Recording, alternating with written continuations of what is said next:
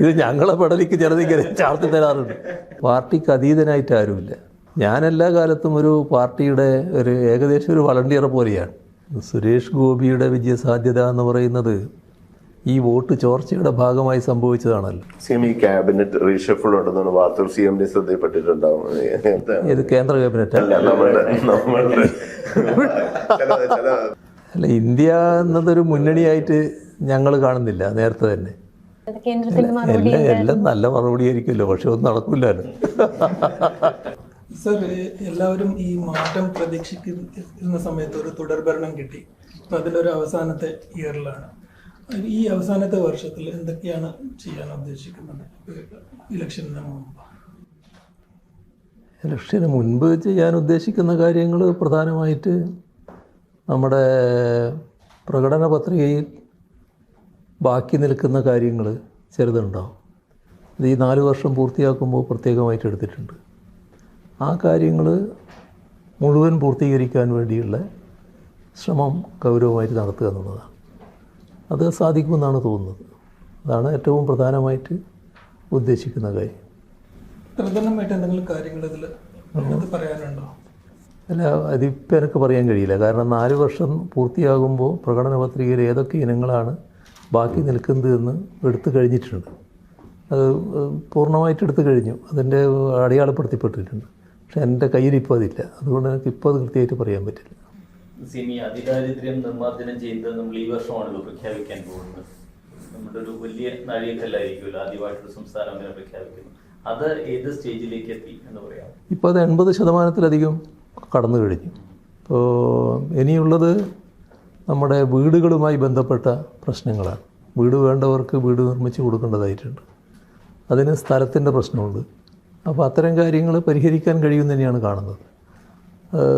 ഓരോ പഞ്ചായത്തിലും അല്ലെങ്കിൽ തദ്ദേശഭരണ സ്ഥാപന അതിർത്തിയിലും വളരെ കുറച്ച് വീടുകൾ മാത്രമേ വരൂ. അങ്ങനത്തെ അത്തരം പ്രശ്നങ്ങൾ പൂർണ്ണമായിട്ട് പരിഹരിച്ച് നവംബർ 1 പൂർണ്ണമായും തന്നെ അതിദാരിദ്ര്യമുക്ത സംസ്ഥാനമായി കേരളത്തെ പ്രഖ്യാപിക്കാൻ കഴിയുമെന്നാണ് കാണുന്നത്.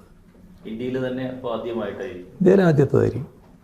ഇന്ത്യയിൽ മറ്റുള്ളിടത്തൊന്നും അങ്ങനെ ഒരു ആലോചനയില്ലല്ലോ, അങ്ങനെ ആലോചിക്കാൻ കഴിയില്ല. അതുപോലെ എല്ലാവരും ഉറ്റുനോക്കുന്ന ഒരു സംഭവമാണ് ഈ നാഷണൽ ഹൈവേയുടെ അത് കംപ്ലീറ്റ് ചെയ്യാൻ പറ്റുമോ ഇല്ലയോ എന്നുള്ളൊരു സംശയം ഇപ്പോഴും ഉണ്ട്. എന്താണ് ഒരു അസസ്മെന്റ്, എങ്ങനെയാണ് ചെയ്യുന്നത്? നാഷണൽ ഹൈവേ നല്ല നിലയിൽ പണി പുരോഗമിച്ചുകൊണ്ടിരിക്കുന്നുണ്ട്. അതിൽ ചില ഭാഗങ്ങൾ ഇപ്പം തന്നെ ആ റോഡിലൂടെ പോകാൻ പറ്റുന്ന അവസ്ഥയുണ്ട്. നല്ല തോതിൽ പണി പൂർത്തിയായി.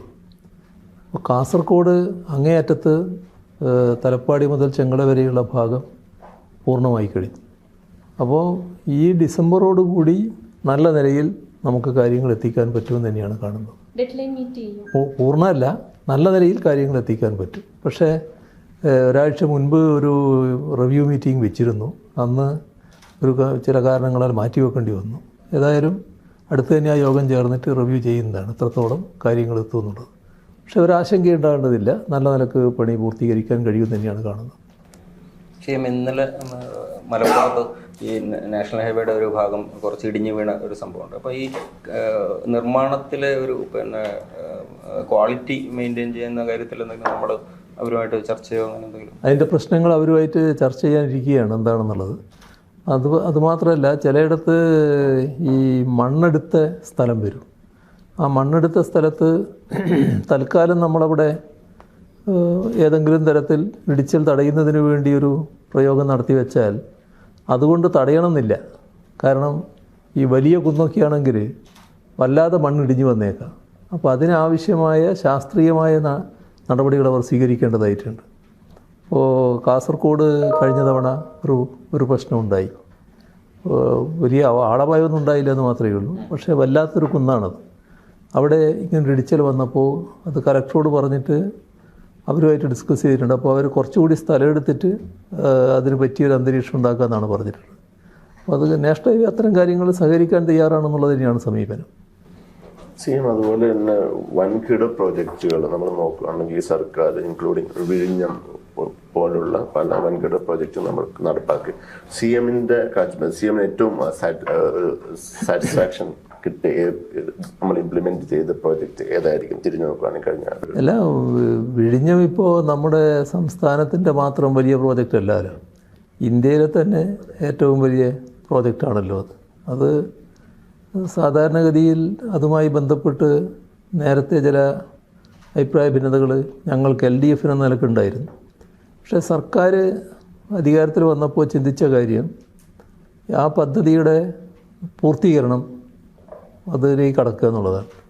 കാരണം ആദ്യത്തെ തർക്കം ഉന്നയിച്ച് നിന്നാൽ ഈ കരാറുകളൊക്കെ വന്നു കഴിഞ്ഞതാണ്. അപ്പോൾ അത് പദ്ധതി വല്ലാതെ താമസിപ്പിക്കുന്നതിനിടയാക്കും. നിയമപരമായി കുരുക്കും മറ്റ് കേസും അതിൻ്റെ ദശാബ്ദങ്ങൾ തന്നെ എടുത്തുനിന്ന് വരും. അപ്പോൾ പെട്ടെന്ന് പദ്ധതി നടപ്പാക്കുക എന്നുള്ള നിലയെടുത്തു. നടപ്പാക്കുന്നതിനുള്ള നടപടികൾ ആരംഭിച്ച് അങ്ങനെ വന്നപ്പോഴാണ് അത് നടപ്പാകേണ്ടതില്ല എന്ന മട്ടിലും ചില ഇടപെടലുകൾ വന്നത്. ഏതായാലും നടപ്പാക്കാൻ നമുക്ക് കഴിഞ്ഞു. അത് നല്ല രീതിയിൽ എല്ലാവരും സഹകരിച്ചു എന്നുള്ളത് തന്നെയാണ്. അതിൽ അവരും നല്ല നിലക്ക് സംസ്ഥാനമായിട്ട് സഹകരിച്ചിട്ടുണ്ട്. പക്ഷേ ഇപ്പോഴത്തെ അവസ്ഥയിൽ അത് പൂർത്തിയാക്കാൻ കഴിഞ്ഞത് സംസ്ഥാന സർക്കാരിൻ്റെ ഇടപെടലിൻ്റെ ഭാഗമായിട്ട് തന്നെയാണ്. അതിൽ ഏറിയ പങ്കും പണവും ചെലവഴിക്കേണ്ടി വന്നത് സംസ്ഥാന സർക്കാരിനാണ്. ഇപ്പോഴത്തെ നിലയിൽ കേന്ദ്ര ഗവൺമെൻറ് VGF ആയിട്ട് തന്ന തുക അതിന് വലിയ തുക തിരിച്ചു വാങ്ങുന്ന തരത്തിലുള്ള കടമായിട്ടാണ് കണക്കാക്കിയിട്ടുള്ളത്. യഥാർത്ഥത്തിൽ VGF എന്ന് പറയുന്നത് ഇന്ത്യയിൽ എല്ലായിടത്തും ഇതേവരെ ഗ്രാൻഡാണ്, എവിടെ. പക്ഷേ ഈ കാര്യത്തിൽ ഗ്രാൻഡല്ല, നിങ്ങൾക്ക് കടമാണ്, അതിങ്ങനെ തിരിച്ചു തരണം എന്ന് പറയുമ്പോൾ അത് വലിയ എത്രയോ ഇരട്ടി തിരിച്ചു കൊടുക്കേണ്ട ഒരു അവസ്ഥയിലേക്കാണ് കാര്യങ്ങളെത്തുക. അങ്ങനെ ഒരു വ്യവസ്ഥയോടുകൂടിയാണ് നമ്മളേതായാലും അത് VGF സ്വീകരിക്കേണ്ടി ചെയ്തു. കാരണം നമ്മളെ സംസ്ഥാനത്തിൻ്റെ സാമ്പത്തിക സ്ഥിതി വെച്ചിട്ട് ഇപ്പോൾ തൽക്കാലം ആ പണം കിട്ടുമെങ്കിൽ കിട്ടട്ടെ എന്നുള്ള നില തന്നെയാണ് എടുത്തത്. പക്ഷേ ശരിയല്ലാത്ത വ്യവസ്ഥയാണ് അതിന് വെച്ചതെന്ന് അന്നേരവും പറഞ്ഞു, അതിപ്പോഴും പറയുന്നുണ്ട്. ഏതായാലും നമ്മൾ കാണേണ്ടത് പദ്ധതി യാഥാർത്ഥ്യമായതോടുകൂടി വലിയ വികസന സാധ്യതയാണ് കേരളത്തിൻ്റെ മുന്നിലുള്ളത്. അതിന് നമുക്ക് ആ ഔട്ടർ റിംഗ് റോഡൊന്ന് പൂർത്തിയാക്കാൻ കഴിയണം. ആ റെയിൽ കണക്ടിവിറ്റി പൂർണ്ണമാകേണ്ടതുണ്ട്. അത്തരം കാര്യങ്ങളിൽ നല്ല ശ്രദ്ധ ഉണ്ടാകുന്നുണ്ട്. അതെല്ലാം വരുമ്പോൾ വലിയ സാധ്യത നമ്മുടെ സംസ്ഥാനത്തിന് മുന്നിൽ തുറന്നു കിട്ടും. ഇതാണ് കാണുന്നത്. അതിനകത്ത് തന്നെ CM പറഞ്ഞത് ഈ കേന്ദ്ര സർക്കാരുമായിട്ടുള്ള ഈ കഴിഞ്ഞ ഒരു ഈ സർക്കാരിൻ്റെ കാലത്ത് സെൻട്രൽ ഗവൺമെൻറ് ഭാഗത്തു നിന്ന് സാമ്പത്തികമായിട്ട് നമ്മൾ ശരിക്കും ഞെരുക്കുകയായിരുന്നു. അപ്പം അതും കൂടെ വെച്ച് നോക്കുമ്പം ഇതെങ്ങനെ തരണം ചെയ്യാൻ സാധിച്ചിട്ട് ഒരു പ്രത്യേകിച്ച് വലിയ കേടുപാട് ഇല്ലാതെ സെൻട്രൽ ഗവൺമെൻറ്റുമായിട്ട് ഇപ്പോഴും നമ്മൾ സംസാരിക്കുന്നുണ്ട്. അതിൽ നിന്ന് ഒരു അതിൽ സെൻട്രൽ ഗവൺമെൻറ് ആണല്ലോ, സ്റ്റേറ്റ് ഗവൺമെൻറ്. ഇത് രണ്ടു കൂട്ടരും കാണേണ്ടത് രണ്ടു കൂട്ടരും കൂടി ചേർന്നുകൊണ്ടാണ് രാജ്യത്തിൻ്റെ പുരോഗതി. രാജ്യത്തിൻ്റെ പുരോഗതി എന്ന് പറയുമ്പോൾ ഏതെങ്കിലും ഒരു പ്രദേശത്തെ ഒഴിവാക്കിക്കൊണ്ടല്ല വേണ്ടത്. എല്ലാ പ്രദേശങ്ങളും ഉൾക്കൊള്ളുന്നതാണല്ലോ നമ്മുടെ രാജ്യം. ഇതാണ് കേന്ദ്ര ഗവൺമെൻറ് സ്വീകരിക്കേണ്ട സമീപനം. പക്ഷേ നിർഭാഗ്യവശാൽ ആ സമീപനമല്ല കേന്ദ്ര ഗവൺമെൻറ് എടുക്കുന്നത്. അതുകൊണ്ടാണ് നമുക്ക് നേരെ വല്ലാത്ത ഒരു പ്രത്യേക എന്തോ ഒരു പകയോടെയുള്ള സമീപനമെന്ന് തോന്നുമാറുള്ള സമീപനം വന്നത്. അതിനോടാണ് ഞങ്ങൾക്ക് വിയോജിപ്പുള്ള കാര്യങ്ങൾ ആ ഘട്ടത്തിൽ പറയും. പക്ഷേ വിയോജിപ്പുള്ളത് കാര്യങ്ങൾ പറഞ്ഞു എന്നുള്ളത് കൊണ്ട് പിന്നെ കേന്ദ്ര ഗവൺമെൻറ് ബന്ധപ്പെടാതിരിക്കാൻ പറ്റില്ല, പിന്നെയും ബന്ധപ്പെടണം. വിയോജിപ്പുള്ളത് അപ്പോൾ പറയുക, ബാക്കിയുള്ള കാര്യങ്ങൾ പിന്നെയും ബന്ധപ്പെടുക. ആ ബന്ധപ്പെടലിൻ്റെ ഭാഗമായി കാര്യങ്ങൾ ലഭിക്കുമെങ്കിൽ അതിനു വേണ്ടിയുള്ള ശ്രമം തുടരുക. ഈ നേരത്തെ വിയോജിപ്പുള്ള കാര്യത്തിൽ തന്നെ അതിനു വേണ്ടി വീണ്ടും അവരെ സമീപിച്ച് ശ്രമിക്കുക. ഇങ്ങനെയൊക്കെയുള്ളൊരു സമീപനമാണ് ഗവൺമെൻറ് തുടരുന്നത്, സംസ്ഥാന ഗവൺമെൻറ് തുടരുന്നത്. ഒരു ഞങ്ങളായിട്ട് വിരോധപരമായൊരു സമീപനം സ്വീകരിക്കുന്നില്ല, ഞങ്ങൾ സഹകരണത്തിൻ്റെതായ സമീപനം തന്നെയാണ് സ്വീകരിക്കുന്നത്. പക്ഷേ പല കാര്യങ്ങളിലും നമുക്ക് അതിൻ്റേതായ ഒരു തിരിച്ചനുഭവമല്ല ഉണ്ടായിട്ടുള്ളത്. ഇപ്പോൾ കേരളത്തിന് അർഹതപ്പെട്ട പലതും നിഷേധിക്കുന്ന നില പലപ്പോഴായിട്ട് വന്നിട്ടുണ്ട്. അത് സാമ്പത്തിക സഹായത്തിൻ്റെ പ്രശ്നം മാത്രമല്ല, സാമ്പത്തിക രംഗത്ത് ഒട്ടേറെ പ്രശ്നങ്ങളുണ്ടായി. അതിപ്പോൾ ഏറെക്കുറെ എല്ലാവരും മനസ്സിലാക്കിയിട്ടുള്ള കാര്യമാണ്. ഇപ്പോൾ കേരളത്തിൻ്റെ ആരോഗ്യരംഗം എല്ലാവരും മെച്ചപ്പെട്ടതാണെന്ന് സമ്മതിക്കുന്നതാണല്ലോ. പക്ഷെ നമുക്ക് എയിംസ് ഇല്ലല്ലോ. എയിംസിൻ്റെ കാര്യത്തിൽ പലതവണ പ്രധാനമന്ത്രിയായിട്ടടക്കം സംസാരിച്ചതാണ്. ആ സംസാരമൊക്കെ നടക്കുമ്പോൾ ഞങ്ങൾക്കുണ്ടാകുന്ന ഫീലിംഗ് ഇപ്പോൾ കിട്ടുമെന്നാണ്. പക്ഷേ പിറ്റത്തെ പ്രഖ്യാപനം വരുമ്പോൾ എയിംസ് അതിലില്ല. ഇതൊരു തവണയല്ല, പലതവണ സംഭവിച്ചതാണ്. അതുകൊണ്ട് ഇനി അവരെ സമീപിക്കേണ്ടത് വെക്കാൻ പറ്റും. അപ്പോൾ ഇനിയിപ്പം ഞാൻ ഉദ്ദേശിക്കുന്നത് അടുത്ത തവണ ആരോഗ്യമന്ത്രി നന്ദയാണല്ലോ, അദ്ദേഹത്തെ കൂടി കണ്ട് സംസാരിക്കണമെന്ന് ഉദ്ദേശിച്ച് നിൽക്കുകയാണ് ഞാൻ. അങ്ങനെ നമ്മുടെ ശ്രമം തുറന്നുകൊണ്ടേയിരിക്കുക. കാരണം സംസ്ഥാനത്തിൻ്റെ ആവശ്യമല്ലേ, അതിനുവേണ്ടി ശ്രമം തുടരണമല്ലോ. അനുവദിക്കേണ്ടത് അവരാണ്. അനുവദിക്കാതിരിക്കുന്നതിലുള്ള വ്യത്യസ്ത അഭിപ്രായം പറഞ്ഞൊന്നും വരും. ഈ പല പ്രോജക്റ്റിൽ ഈ ബ്രാൻഡിങ് വേണമെന്ന് കേന്ദ്രം ഇങ്ങനെ നിർബന്ധിക്കുന്നുണ്ടല്ലോ, അത് നമുക്ക് എത്രത്തോളം സ്വീകാര്യമാണ് അങ്ങനെ ഒരു? അതെ, ബ്രാൻഡിങ്ങിൻ്റെ കാര്യത്തിൽ ഇപ്പം ചില ബ്രാൻഡിങ് നമ്മൾ അവസാനം അംഗീകരിച്ചു കൊടുത്തു. അതിപ്പോൾ പിന്നെ നമ്മുടെ ഹോസ്പിറ്റലുകളുടെ കാര്യത്തിലൊരു കളറടിക്കൽ കാര്യങ്ങളൊക്കെ പറഞ്ഞല്ലോ, അത് സാധാരണക്കാർക്കും മനസ്സിലാകാത്തൊരു കാര്യമാണത്. നമ്മൾ ആ ബ്രാൻഡിങ്ങിന് അവർ തരുന്ന പൈസക്ക് മാത്രമല്ലല്ലോ, നമ്മൾ സംസ്ഥാനവും പൈസ ചെലവിടുന്നുണ്ടല്ലോ. പക്ഷേ പിന്നെ അതിൻ്റെ മേലൊരു തർക്കം വേണ്ട എന്നുള്ളത് അത് അംഗീകരിച്ചു. തർക്കമായിട്ട് നിൽക്കുന്ന ഒരു കാര്യം മാത്രമേ ഉള്ളൂ. നമ്മുടെ ഈ ലൈഫിൻ്റെ ഭാഗമായിട്ട് അതിൽ ഏറിയ തോതിൽ കേന്ദ്ര ഗവൺമെൻറ് നൽകുന്നത് 1500 രൂപയാണെന്ന് തോന്നുന്നു. അപ്പോൾ അതിനകത്ത് 2500 രൂപ അല്ല, 1,50,000 രൂപ, 2,50,000 കൊടുക്കേണ്ടത് സംസ്ഥാന ഗവൺമെൻറ്റാണ്. ആ ഭാഗം അവർ പറഞ്ഞത് നിങ്ങളൊരു ലോഗോ വെക്കണം, ആ ലോഗോവിൽ ഫോട്ടോ കാര്യമൊക്കെ ഉണ്ടെന്ന് തോന്നുന്നുണ്ട്. അപ്പോൾ ഞങ്ങൾ പറഞ്ഞു അത് ശരിയല്ല. ഞങ്ങളിപ്പോൾ അന്ന് ഈ 4.5 ലക്ഷത്തിലധികമൊന്നും ആയിട്ടില്ല വീട്, 3 ലക്ഷത്തിലധികം തോന്നുന്നു ആയത്, 4 ലക്ഷത്തിനടുത്തെത്തുന്നു. അപ്പോൾ 3 ലക്ഷത്തിലധികം വീടിപ്പോൾ ആയിക്കഴിഞ്ഞു. അന്ന് പറഞ്ഞതാണ്. ആ വീട്ടിൽ ഒരിടത്തും ഞങ്ങൾ ഈ ഒരു ലോഗവും വെച്ചിട്ടില്ല, ആരെയും ഫോട്ടോ ഇല്ല. ആ വീട് അവരതാണ്. അവരുടെ അഭിമാനത്തെ ചോദ്യം ചെയ്യുന്ന ഒന്നും അതിൻ്റെ മുമ്പിൽ പ്രദർശിപ്പിക്കാൻ പാടില്ല എന്നാണ് ഞങ്ങളുടെ അഭിപ്രായം. പക്ഷെ അവർ നിർബന്ധിച്ചു നിന്നു. അവസാന ഒരു ഘട്ടത്തിൽ അതിൻ്റെ ബന്ധപ്പെട്ട മന്ത്രിയുമായിട്ട് സംസാരിക്കാനിടയായി. അപ്പോൾ തീർത്ത് പറഞ്ഞു അത് അങ്ങനെ ഒരു കാര്യം ഞങ്ങൾക്ക് അംഗീകരിക്കാൻ കഴിയില്ല. അപ്പോൾ സഹായം തരാൻ പറ്റില്ല എന്നൊരു, സഹായം തന്നില്ലെങ്കിൽ വേണ്ട ഞങ്ങൾ വെക്കും, ഞങ്ങൾ ഏതായാലും ഈ കാര്യം ചെയ്യില്ല എന്നിപ്പോൾ തീർത്ത് പറഞ്ഞിട്ടുണ്ട്. അവരാണ് പുനരാലോചിക്കേണ്ടത്, പുനരാലോചിക്കുമെന്നാണ് പ്രതീക്ഷിക്കുന്നത്. കാരണം ഒരു ന്യായവും അതിനില്ല. ഇതിൻ്റെ പണം ചെലവിടുന്ന കാര്യം മാത്രമല്ല, ഈ ആളുകളുടെ അഭിമാനത്തെ വ്രണപ്പെടുത്തുന്ന ഒരു ബോർഡ് അതിൻ്റെ മുമ്പിൽ വെച്ച് ഇതാരോ കൊടുത്തൊരു വീടാണ് എന്നൊരു പ്രതീതി ഉണ്ടാക്കാൻ പാടില്ല എന്നുള്ളതാണ് സംസ്ഥാനം കാണുന്നത്. ഈ കഴിഞ്ഞൊരു 9 വർഷത്തെ കാലം എടുത്ത് നോക്കിയാൽ വേറെ ഒരു മുഖ്യമന്ത്രിയും ഫേസ് ചെയ്യാത്ത അത്ര പ്രതിസന്ധികളെ ഫേസ് ചെയ്ത ഒരാളാണ്. ഇപ്പൊ പ്രളയമാണെങ്കിലും നിപ ആണെങ്കിലും കോവിഡ് ആണെങ്കിലും വയനാട് ദുരന്തമാണെങ്കിലും ഇതിലൊക്കെ ആസ് ആൻ അഡ്മിനിസ്ട്രേറ്റർ ഏറ്റവും വലിയ പ്രതിസന്ധിയായിട്ട് CM-ന് തോന്നിയത് ഏതാണ്?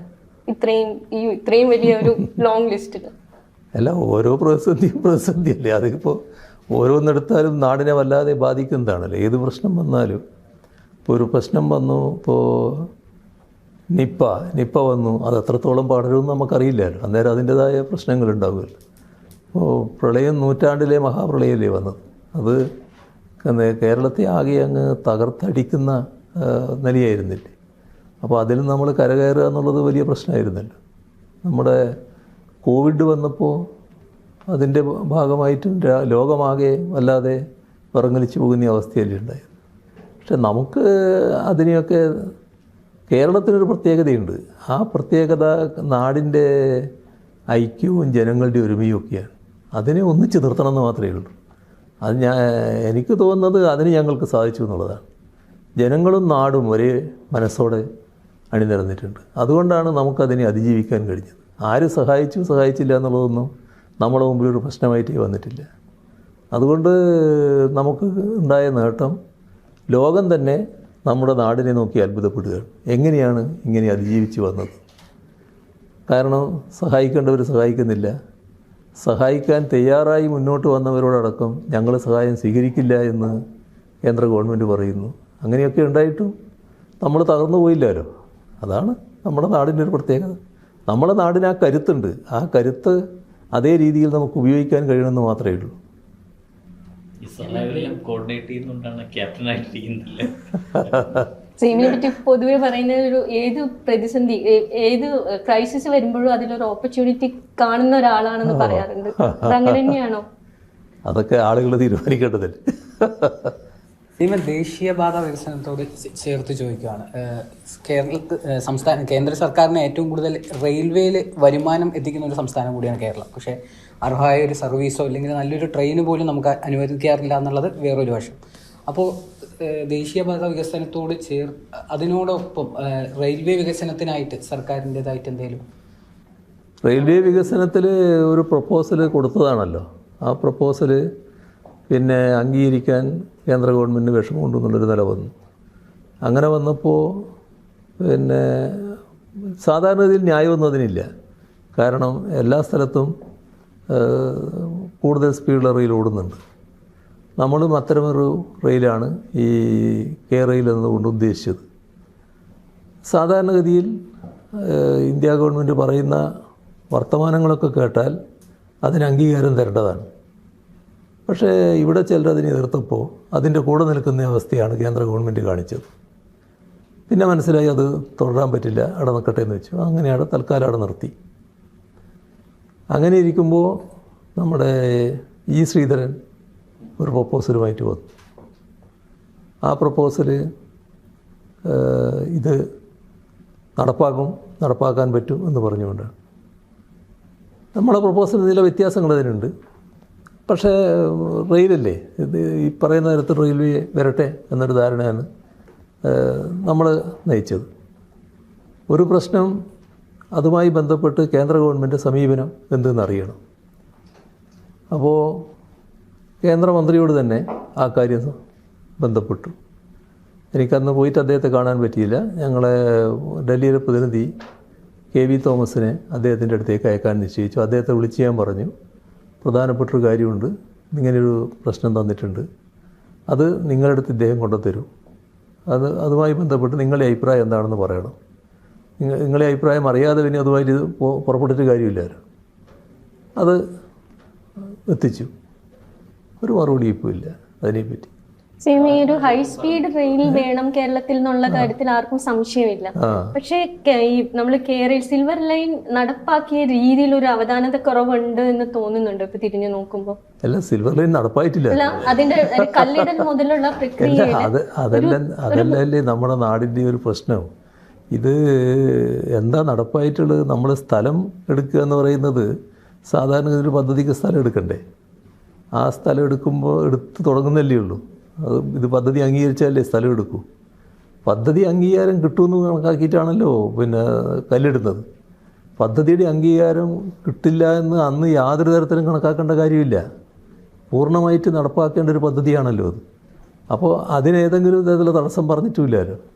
അപ്പോൾ അത് വെച്ചിട്ട് രാഷ്ട്രീയമായിട്ട് വന്നൊരു പ്രശ്നമാണത്. ഇപ്പോൾ വേണ്ടാന്നുള്ളതാണ്. ഇപ്പോൾ വേണ്ടാന്നുള്ളത് വെച്ചാൽ നമ്മുടെ നാടിനാണ് നഷ്ടം. ഇടതുപക്ഷത്തിന്റെ സമയത്ത് വേണ്ട എന്നതാണോ? എന്താണെന്നറിയില്ല. ഇപ്പോൾ വേണ്ടാന്നാണ് ചിലരുടെ മനസ്സിൽ. അപ്പോൾ പിന്നെ എപ്പോഴാണ്? കാലം കടന്നു പോവില്ലേ? നമ്മുടെ ആളുകൾ അനുഭവിക്കുന്ന വിഷമങ്ങളില്ലേ? ഇപ്പോൾ റെയിൽ യാത്രക്കാർ അനുഭവിക്കുന്ന വിഷമങ്ങളില്ലേ? സാധാരണഗതിയിൽ ഒരു എക്സ്ക്ലൂസീവ് ലൈൻ ഉണ്ടാകുക, അതിലൂടെ ഫാസ്റ്റ് ട്രെയിൻ പോവുക, നല്ല രീതിയിൽ ആളുകൾക്ക് അങ്ങോട്ടും ഇങ്ങോട്ടും സഞ്ചരിക്കാൻ പറ്റുക, ഇതൊക്കെ എല്ലാവരും ആഗ്രഹിക്കുന്ന കാര്യമല്ലേ? അതിന് മാത്രമാണല്ലോ നമ്മൾ ശ്രമിച്ചത്. അത് LDFന് പ്രത്യേകം എന്തെങ്കിലും നേട്ടം ഉണ്ടാക്കാനല്ലല്ലോ. ഇപ്പോൾ സംസ്ഥാന സർക്കാർ നടപ്പാക്കുന്നു എന്നതിലാണ് ഉദ്ദേശമെങ്കിൽ അത് കേന്ദ്ര സർക്കാർ നടപ്പായിക്കോട്ടെ. നമുക്ക് ലൈൻ വേണമെന്നല്ലേ ഉള്ളൂ. അതും ഞാൻ അവരോട് സംസാരിച്ചതാണ്. അത് എന്തെങ്കിലും അതിൻ്റെ അകത്ത് മറ്റു ഉദ്ദേശങ്ങളുണ്ടെങ്കിൽ നമുക്കതിന് തടസ്സമില്ല. നിങ്ങൾ നടപ്പായിക്കോ, ഞങ്ങൾ നടപ്പാക്കുമ്പോൾ ഞങ്ങളുടെ രീതിയിൽ നടപ്പാക്കും. അതാണല്ലോ അതിൻ്റെ ഒരു ഉദ്ദേശം. എല്ലാം നല്ല മറുപടി ആയിരിക്കുമല്ലോ, പക്ഷെ ഒന്നും നടക്കില്ലല്ലോ. ഒരു റീസണും പറഞ്ഞിട്ടില്ല. കാരണം ഈ ശ്രീധരൻ പറഞ്ഞ സമയത്ത് അശ്വിനി വൈഷ്ണവിന്റെ ഒക്കെ റെസ്പോൺസ് ഒക്കെ ഭയങ്കര പോസിറ്റീവ് ആയിരുന്നു. അതെ, അതെല്ലാം നല്ല നിലക്ക് സംസാരിക്കാൻ വിദഗ്ധരാണ് അവരൊക്കെ. പക്ഷെ കാര്യം നടക്കില്ല എന്ന് മാത്രം. അശ്വിനി വൈഷ്ണവ് നല്ല പിന്നെ എഫിഷ്യൻ്റ് ആയിട്ടുള്ളൊരു മനുഷ്യനാണല്ലോ. പൊളിറ്റിക്സ് തന്നെയാണല്ലേ മാത്രം. ഈ ഇടതുപക്ഷത്തിന് പ്രത്യേകിച്ച് CPM ഈ GST നടപ്പാക്കിയപ്പോൾ ഇനീഷ്യലി ആദ്യം അതിൽ നിന്ന് കേരളത്തിന് ഗുണമുണ്ടാകുന്നൊരു തോന്നലുണ്ടായിരുന്നു. ഇപ്പം എന്താണ് GST കുറിച്ചും ഗ്രാൻഡ് ഇൻ എയ്ഡും GST കോമ്പൻസേഷൻ്റെ? അല്ല, GST ഗുണമുണ്ടാകുമെന്ന് പറഞ്ഞത് GST വരട്ടെ എന്നുള്ള ധാരണയിലല്ല. GST യാഥാർത്ഥ്യമാകുന്നു. യാഥാർത്ഥ്യമാകുമ്പോൾ നമ്മളൊരു ഉപഭോക്തൃ സംസ്ഥാനമായതുകൊണ്ട് നമുക്ക് നല്ല മെച്ചം കിട്ടാനിടയുണ്ടെന്നാണ് നമ്മൾ കണക്കാക്കിയത്. പക്ഷേ അത്ര ഉദ്ദേശിച്ച ഫലം കിട്ടിയില്ല എന്നുള്ളത് അന്നേരം തന്നെ നമ്മൾ വ്യക്തമാക്കിയിട്ടുണ്ടല്ലോ. ഇപ്പോഴത്തെ അവസ്ഥ എന്താണെന്ന് പറഞ്ഞാൽ ഈ സംസ്ഥാനത്തിന് ഇപ്പോൾ എന്താ അധികാരമുള്ളത്? യഥാർത്ഥത്തിൽ കേന്ദ്രവും സംസ്ഥാനവും അത് രണ്ടും ഭരണകേന്ദ്രങ്ങളാണല്ലോ. സംസ്ഥാനത്തിന് ഇപ്പം നികുതി ചുമത്താൻ എവിടെയെങ്കിലും അധികാരമുണ്ടോ? സംസ്ഥാനത്തിൻ്റെ വരുമാനം വല്ലാതെ തടഞ്ഞു വച്ചിരിക്കുകയല്ലേ. അപ്പോൾ സംസ്ഥാന അധികാരത്തിലുള്ള ചുരുക്കം വലിയ തോതിൽ ഇതിൻ്റെ ഭാഗമായി വന്നിരിക്കുകയാണ്. അതാണ് ഇതിൻ്റെ ഏറ്റവും വലിയ പ്രയാസം. നമുക്ക് വരുമാന മാർഗം തടഞ്ഞിരിക്കുന്നു. വലിയ തോതിലുള്ള പ്രയാസം അതിൻ്റെ ഭാഗമായി അനുഭവിക്കേണ്ടി വരുന്നു. ഇതിൻ്റെ ഭാഗമായിട്ടുള്ള മറ്റൊട്ടേറെ പ്രശ്നങ്ങളും ഇപ്പോഴും വന്നുകൊണ്ടിരിക്കുന്നുണ്ട്. GST ആയിട്ട് ബന്ധപ്പെട്ട് അവരുടെ പരിശോധനയിലും മറ്റും വേണ്ടത്ര ഗുണകരമായ അവസ്ഥ സംസ്ഥാനങ്ങൾക്ക് വരുന്നില്ല. ചില വിഹിതങ്ങൾ ഇപ്പോഴും കട്ട് ചെയ്തു പോകുന്നുണ്ട്. അങ്ങനെയൊക്കെയുള്ള പ്രയാസങ്ങൾ വരുന്നുണ്ട്. നമ്മൾ അഡീഷണൽ റിസോഴ്സ് കിട്ടാനായിട്ട് അധിക വിഭവ സമാഹരണത്തിന് മറ്റെന്തെങ്കിലും പദ്ധതികൾ ആലോചിക്കുന്നുണ്ട്? ഇപ്പോൾ കിഫ്ബി നമ്മളന്ന് വളരെ സക്സസ്ഫുള്ളി നടപ്പിലാക്കിയതാണ്. ആ രീതിയിൽ, കാരണം കേന്ദ്രം ഞെരുക്കുന്നുണ്ട്, അല്ലാതെ തന്നെ നമുക്ക് സാമ്പത്തിക ഞെരുക്കമുണ്ട്. നമ്മുടെ തനത് വരുമാനം നല്ല രീതിയിൽ വർദ്ധിപ്പിക്കാൻ നമുക്ക് കഴിഞ്ഞിട്ടുണ്ട്. തനത് നികുതി വരുമാനവും വർദ്ധിച്ചിട്ടുണ്ട്. മൊത്തം തനത് വരുമാനവും വർദ്ധിപ്പിക്കാൻ നമുക്ക് കഴിഞ്ഞിട്ടുണ്ട്. നമ്മളെ ആഭ്യന്തര ഉൽപ്പാദനം നല്ല രീതിയിൽ വർദ്ധിപ്പിക്കാൻ കഴിഞ്ഞിട്ടുണ്ട്. അതെല്ലാം കൊണ്ടാണ് നമുക്ക് പിടിച്ചു നിൽക്കാൻ പറ്റുന്നത്.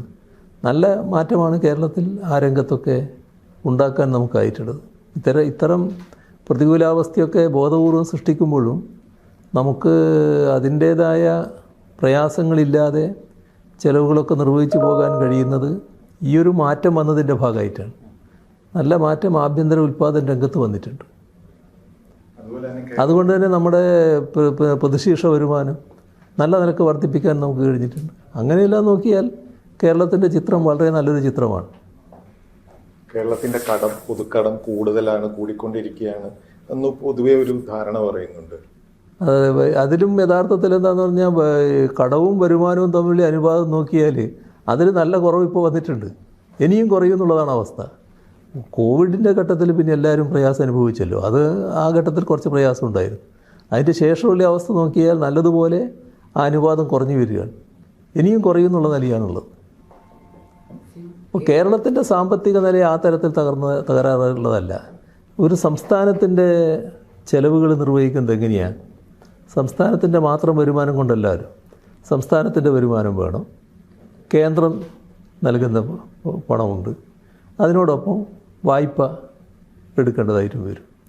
ഇവിടെ സംസ്ഥാനത്തിൻ്റെ വിഹിതത്തിലൊരു കുറവുമില്ല. സംസ്ഥാനം നിർവഹിക്കേണ്ട കാര്യങ്ങൾ, സംസ്ഥാനത്തിൻ്റെ വരുമാനം ഉണ്ടാക്കുന്ന കാര്യത്തിൽ അതിൽ കുറവ് വരുന്നില്ല. അത് നല്ല നിലയാണ്. ആ നില അതേ രീതിയിൽ തുടരുമ്പോൾ മറ്റത് രണ്ടും കൃത്യമായി നടക്കുകയാണെങ്കിൽ ഒരു പ്രയാസമില്ലാതെ പോകേണ്ടതാണ്. പക്ഷേ കേന്ദ്ര ഗവൺമെൻറ് നൽകേണ്ട വിഹിതത്തിൽ വല്ലാത്ത വെട്ടിക്കുറവ് വരുത്തി. അത് അർഹതപ്പെട്ട് നിഷേധിക്കുന്ന അവസ്ഥയുണ്ടായി. മാത്രമല്ല, കേന്ദ്രവും സംസ്ഥാനവും കൂടി ചെലവിടുന്ന മൊത്തം ചെലവ് വഹിക്കുന്ന ചില പദ്ധതികളുണ്ട്. ആ പദ്ധതികളുടെ കാര്യത്തിൽ കേന്ദ്ര ഗവൺമെൻറ്റിൽ നിന്ന് പണം കൃത്യസമയത്ത് അനുവദിക്കാത്ത സ്ഥിതിയുണ്ടായി. അതിലൊരു പിടിച്ചു വെക്കുന്ന നില വന്നു, കുറച്ച് താമസിപ്പിക്കുന്ന നില വന്നു. ചില കാര്യങ്ങളിൽ കേന്ദ്രവും സംസ്ഥാനവും ചെലവിടുന്ന കാര്യത്തിൽ സംസ്ഥാനങ്ങളുടെ വിഹിതം വർദ്ധിക്കുന്ന നില വന്നു, കേന്ദ്രത്തിൻ്റെ വിഹിതം കുറയുന്ന നില വന്നു. ഇതൊക്കെ അത് എല്ലാ സംസ്ഥാനങ്ങൾക്കും ബാധിക്കുന്ന കാര്യമാണ്. പക്ഷേ മറ്റേ കാര്യത്തിൽ ഇപ്പം ചെലവിടുന്ന നില നോക്കിയാൽ കഴിഞ്ഞ വർഷം നമ്മൾ 70% ചെലവ് സംസ്ഥാനമാണ് വഹിക്കേണ്ടി വന്നത്. ഈ വർഷം അത് 75% ആകുമെന്നാണ് പറയുന്നത്. അപ്പോൾ മൊത്തം ചെലവ്. എന്നാൽ ചില സംസ്ഥാനങ്ങൾ അങ്ങനെയല്ല, അവിടെ നല്ലതുപോലെ കേന്ദ്ര ഫണ്ട് നൽകുന്നുണ്ട്. അപ്പോൾ ആ കാര്യത്തിൽ വലിയ കുറവ് നമ്മൾക്ക് നേരിടേണ്ടി വരികയാണ്. കടമെടുക്കേണ്ട കാര്യത്തിലും അതിൻ്റെ അനുമതി വല്ലാതെ തടയുന്ന നില സ്വീകരിച്ചു പോകുന്നു. ഇതിൻ്റെയൊക്കെ പ്രയാസം സംസ്ഥാനത്തിന് വഹിക്കേണ്ടി വരികയാണല്ലോ. അപ്പോൾ അത് അത്ര കണ്ട് അനുഭവപ്പെടാതിരിക്കുന്നത് നമ്മുടെ വരുമാനം വർദ്ധിച്ചതുകൊണ്ട് മാത്രമാണ്. അതാണ് ഇതിൻ്റെ യഥാർത്ഥ സ്ഥിതി. ഈ സാമ്പത്തിക ഞെരുക്കം ഉള്ളപ്പോൾ തന്നെ നമ്മൾ ഈ പേ കമ്മീഷൻ നമ്മൾ മാത്രമാണ് 5 വർഷത്തിൽ ചെയ്യുന്നത്. സെൻട്രൽ ഗവൺമെൻറ്റും പലരും 10 വർഷം കൂടുമ്പോഴാണ്. പിന്നെ അതുപോലെ ഈ റിട്ടയർമെൻറ്റ് ഏജ് കൂട്ടുന്നതും കേരളത്തിലെ ആൾക്കാർ കൂടുതൽ ജീവിക്കുന്ന സമയത്ത് ഇപ്പോഴും നമുക്ക് 56, അതൊരു 60 വയസ്സ് 58, അതൊരു പൊളിറ്റിക്കൽ സ്ട്രോങ് ആയിട്ടുള്ളൊരു തീരുമാനം ഇതുവരെ കേരളത്തിൻ്റെ ഭാഗത്തു നിന്ന് കണ്ടില്ല. അതിൽ പ്രശ്നം എന്താണെന്ന് പറഞ്ഞാൽ പ്രായോഗികതയുടെ പ്രശ്നമാണ്. നമ്മുടെ റിട്ടയർമെൻറ്റ് സാധാരണ നിലക്ക് ആളുകൾ പിരിയുമ്പോൾ അവിടെ ജോലി ആഗ്രഹിക്കുന്ന കുറേ ആൾക്കാർ നമ്മുടെ നാട്ടിലുണ്ടല്ലോ. ഇപ്പോൾ റാങ്ക് ലിസ്റ്റിൻ്റെ പ്രശ്നം കാണുന്നില്ലേ നിങ്ങൾ? റാങ്ക് ലിസ്റ്റ് വന്നാൽ ആ റാങ്ക് ലിസ്റ്റിൽ ഇപ്പോൾ 100 ആളാണ് ജോലിക്ക് വേണ്ടതെങ്കിൽ അതിൻ്റെ എത്രയോ ഇരട്ടിയാണ് റാങ്ക് ലിസ്റ്റിൽ വരുന്നത്. റാങ്ക് ലിസ്റ്റിൽ ഒരാൾ വന്നാൽ അവരെല്ലാവരും ആഗ്രഹിക്കുന്നത് തൊഴിലായി എന്നാണ്, തൊഴിൽ ഉറപ്പായി എന്നാണ് അവർ പ്രതീക്ഷിക്കുന്നത്. പക്ഷേ ആ ലിസ്റ്റിലുള്ള ചുരുക്കം പേർക്കല്ലേ കിട്ടും, അത്ര ആളുകൾക്കല്ലേ കിട്ടും. ബാക്കിയുള്ളവരൊക്കെ പിന്നെ വല്ലാത്ത നിരാശയിലാകുകയാണ്. അപ്പോൾ ഇവരേത് ജോലിയൊക്കെ ആക്കുന്നത്? ഇപ്പം നിങ്ങളീ പറഞ്ഞ 56കാരിയാണ്.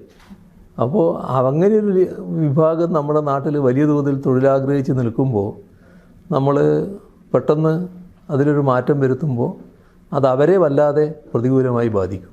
അതാണ് അതിലേക്ക് കടക്കാതിരിക്കുന്നത്. മറ്റിപ്പോൾ 60 അതിൽ കൂടുതലോ ഒക്കെ ആയാൽ ആളെ ശേഷി കുറഞ്ഞു പോകുന്നൊന്നും പറയാൻ നമുക്ക് പറ്റില്ല.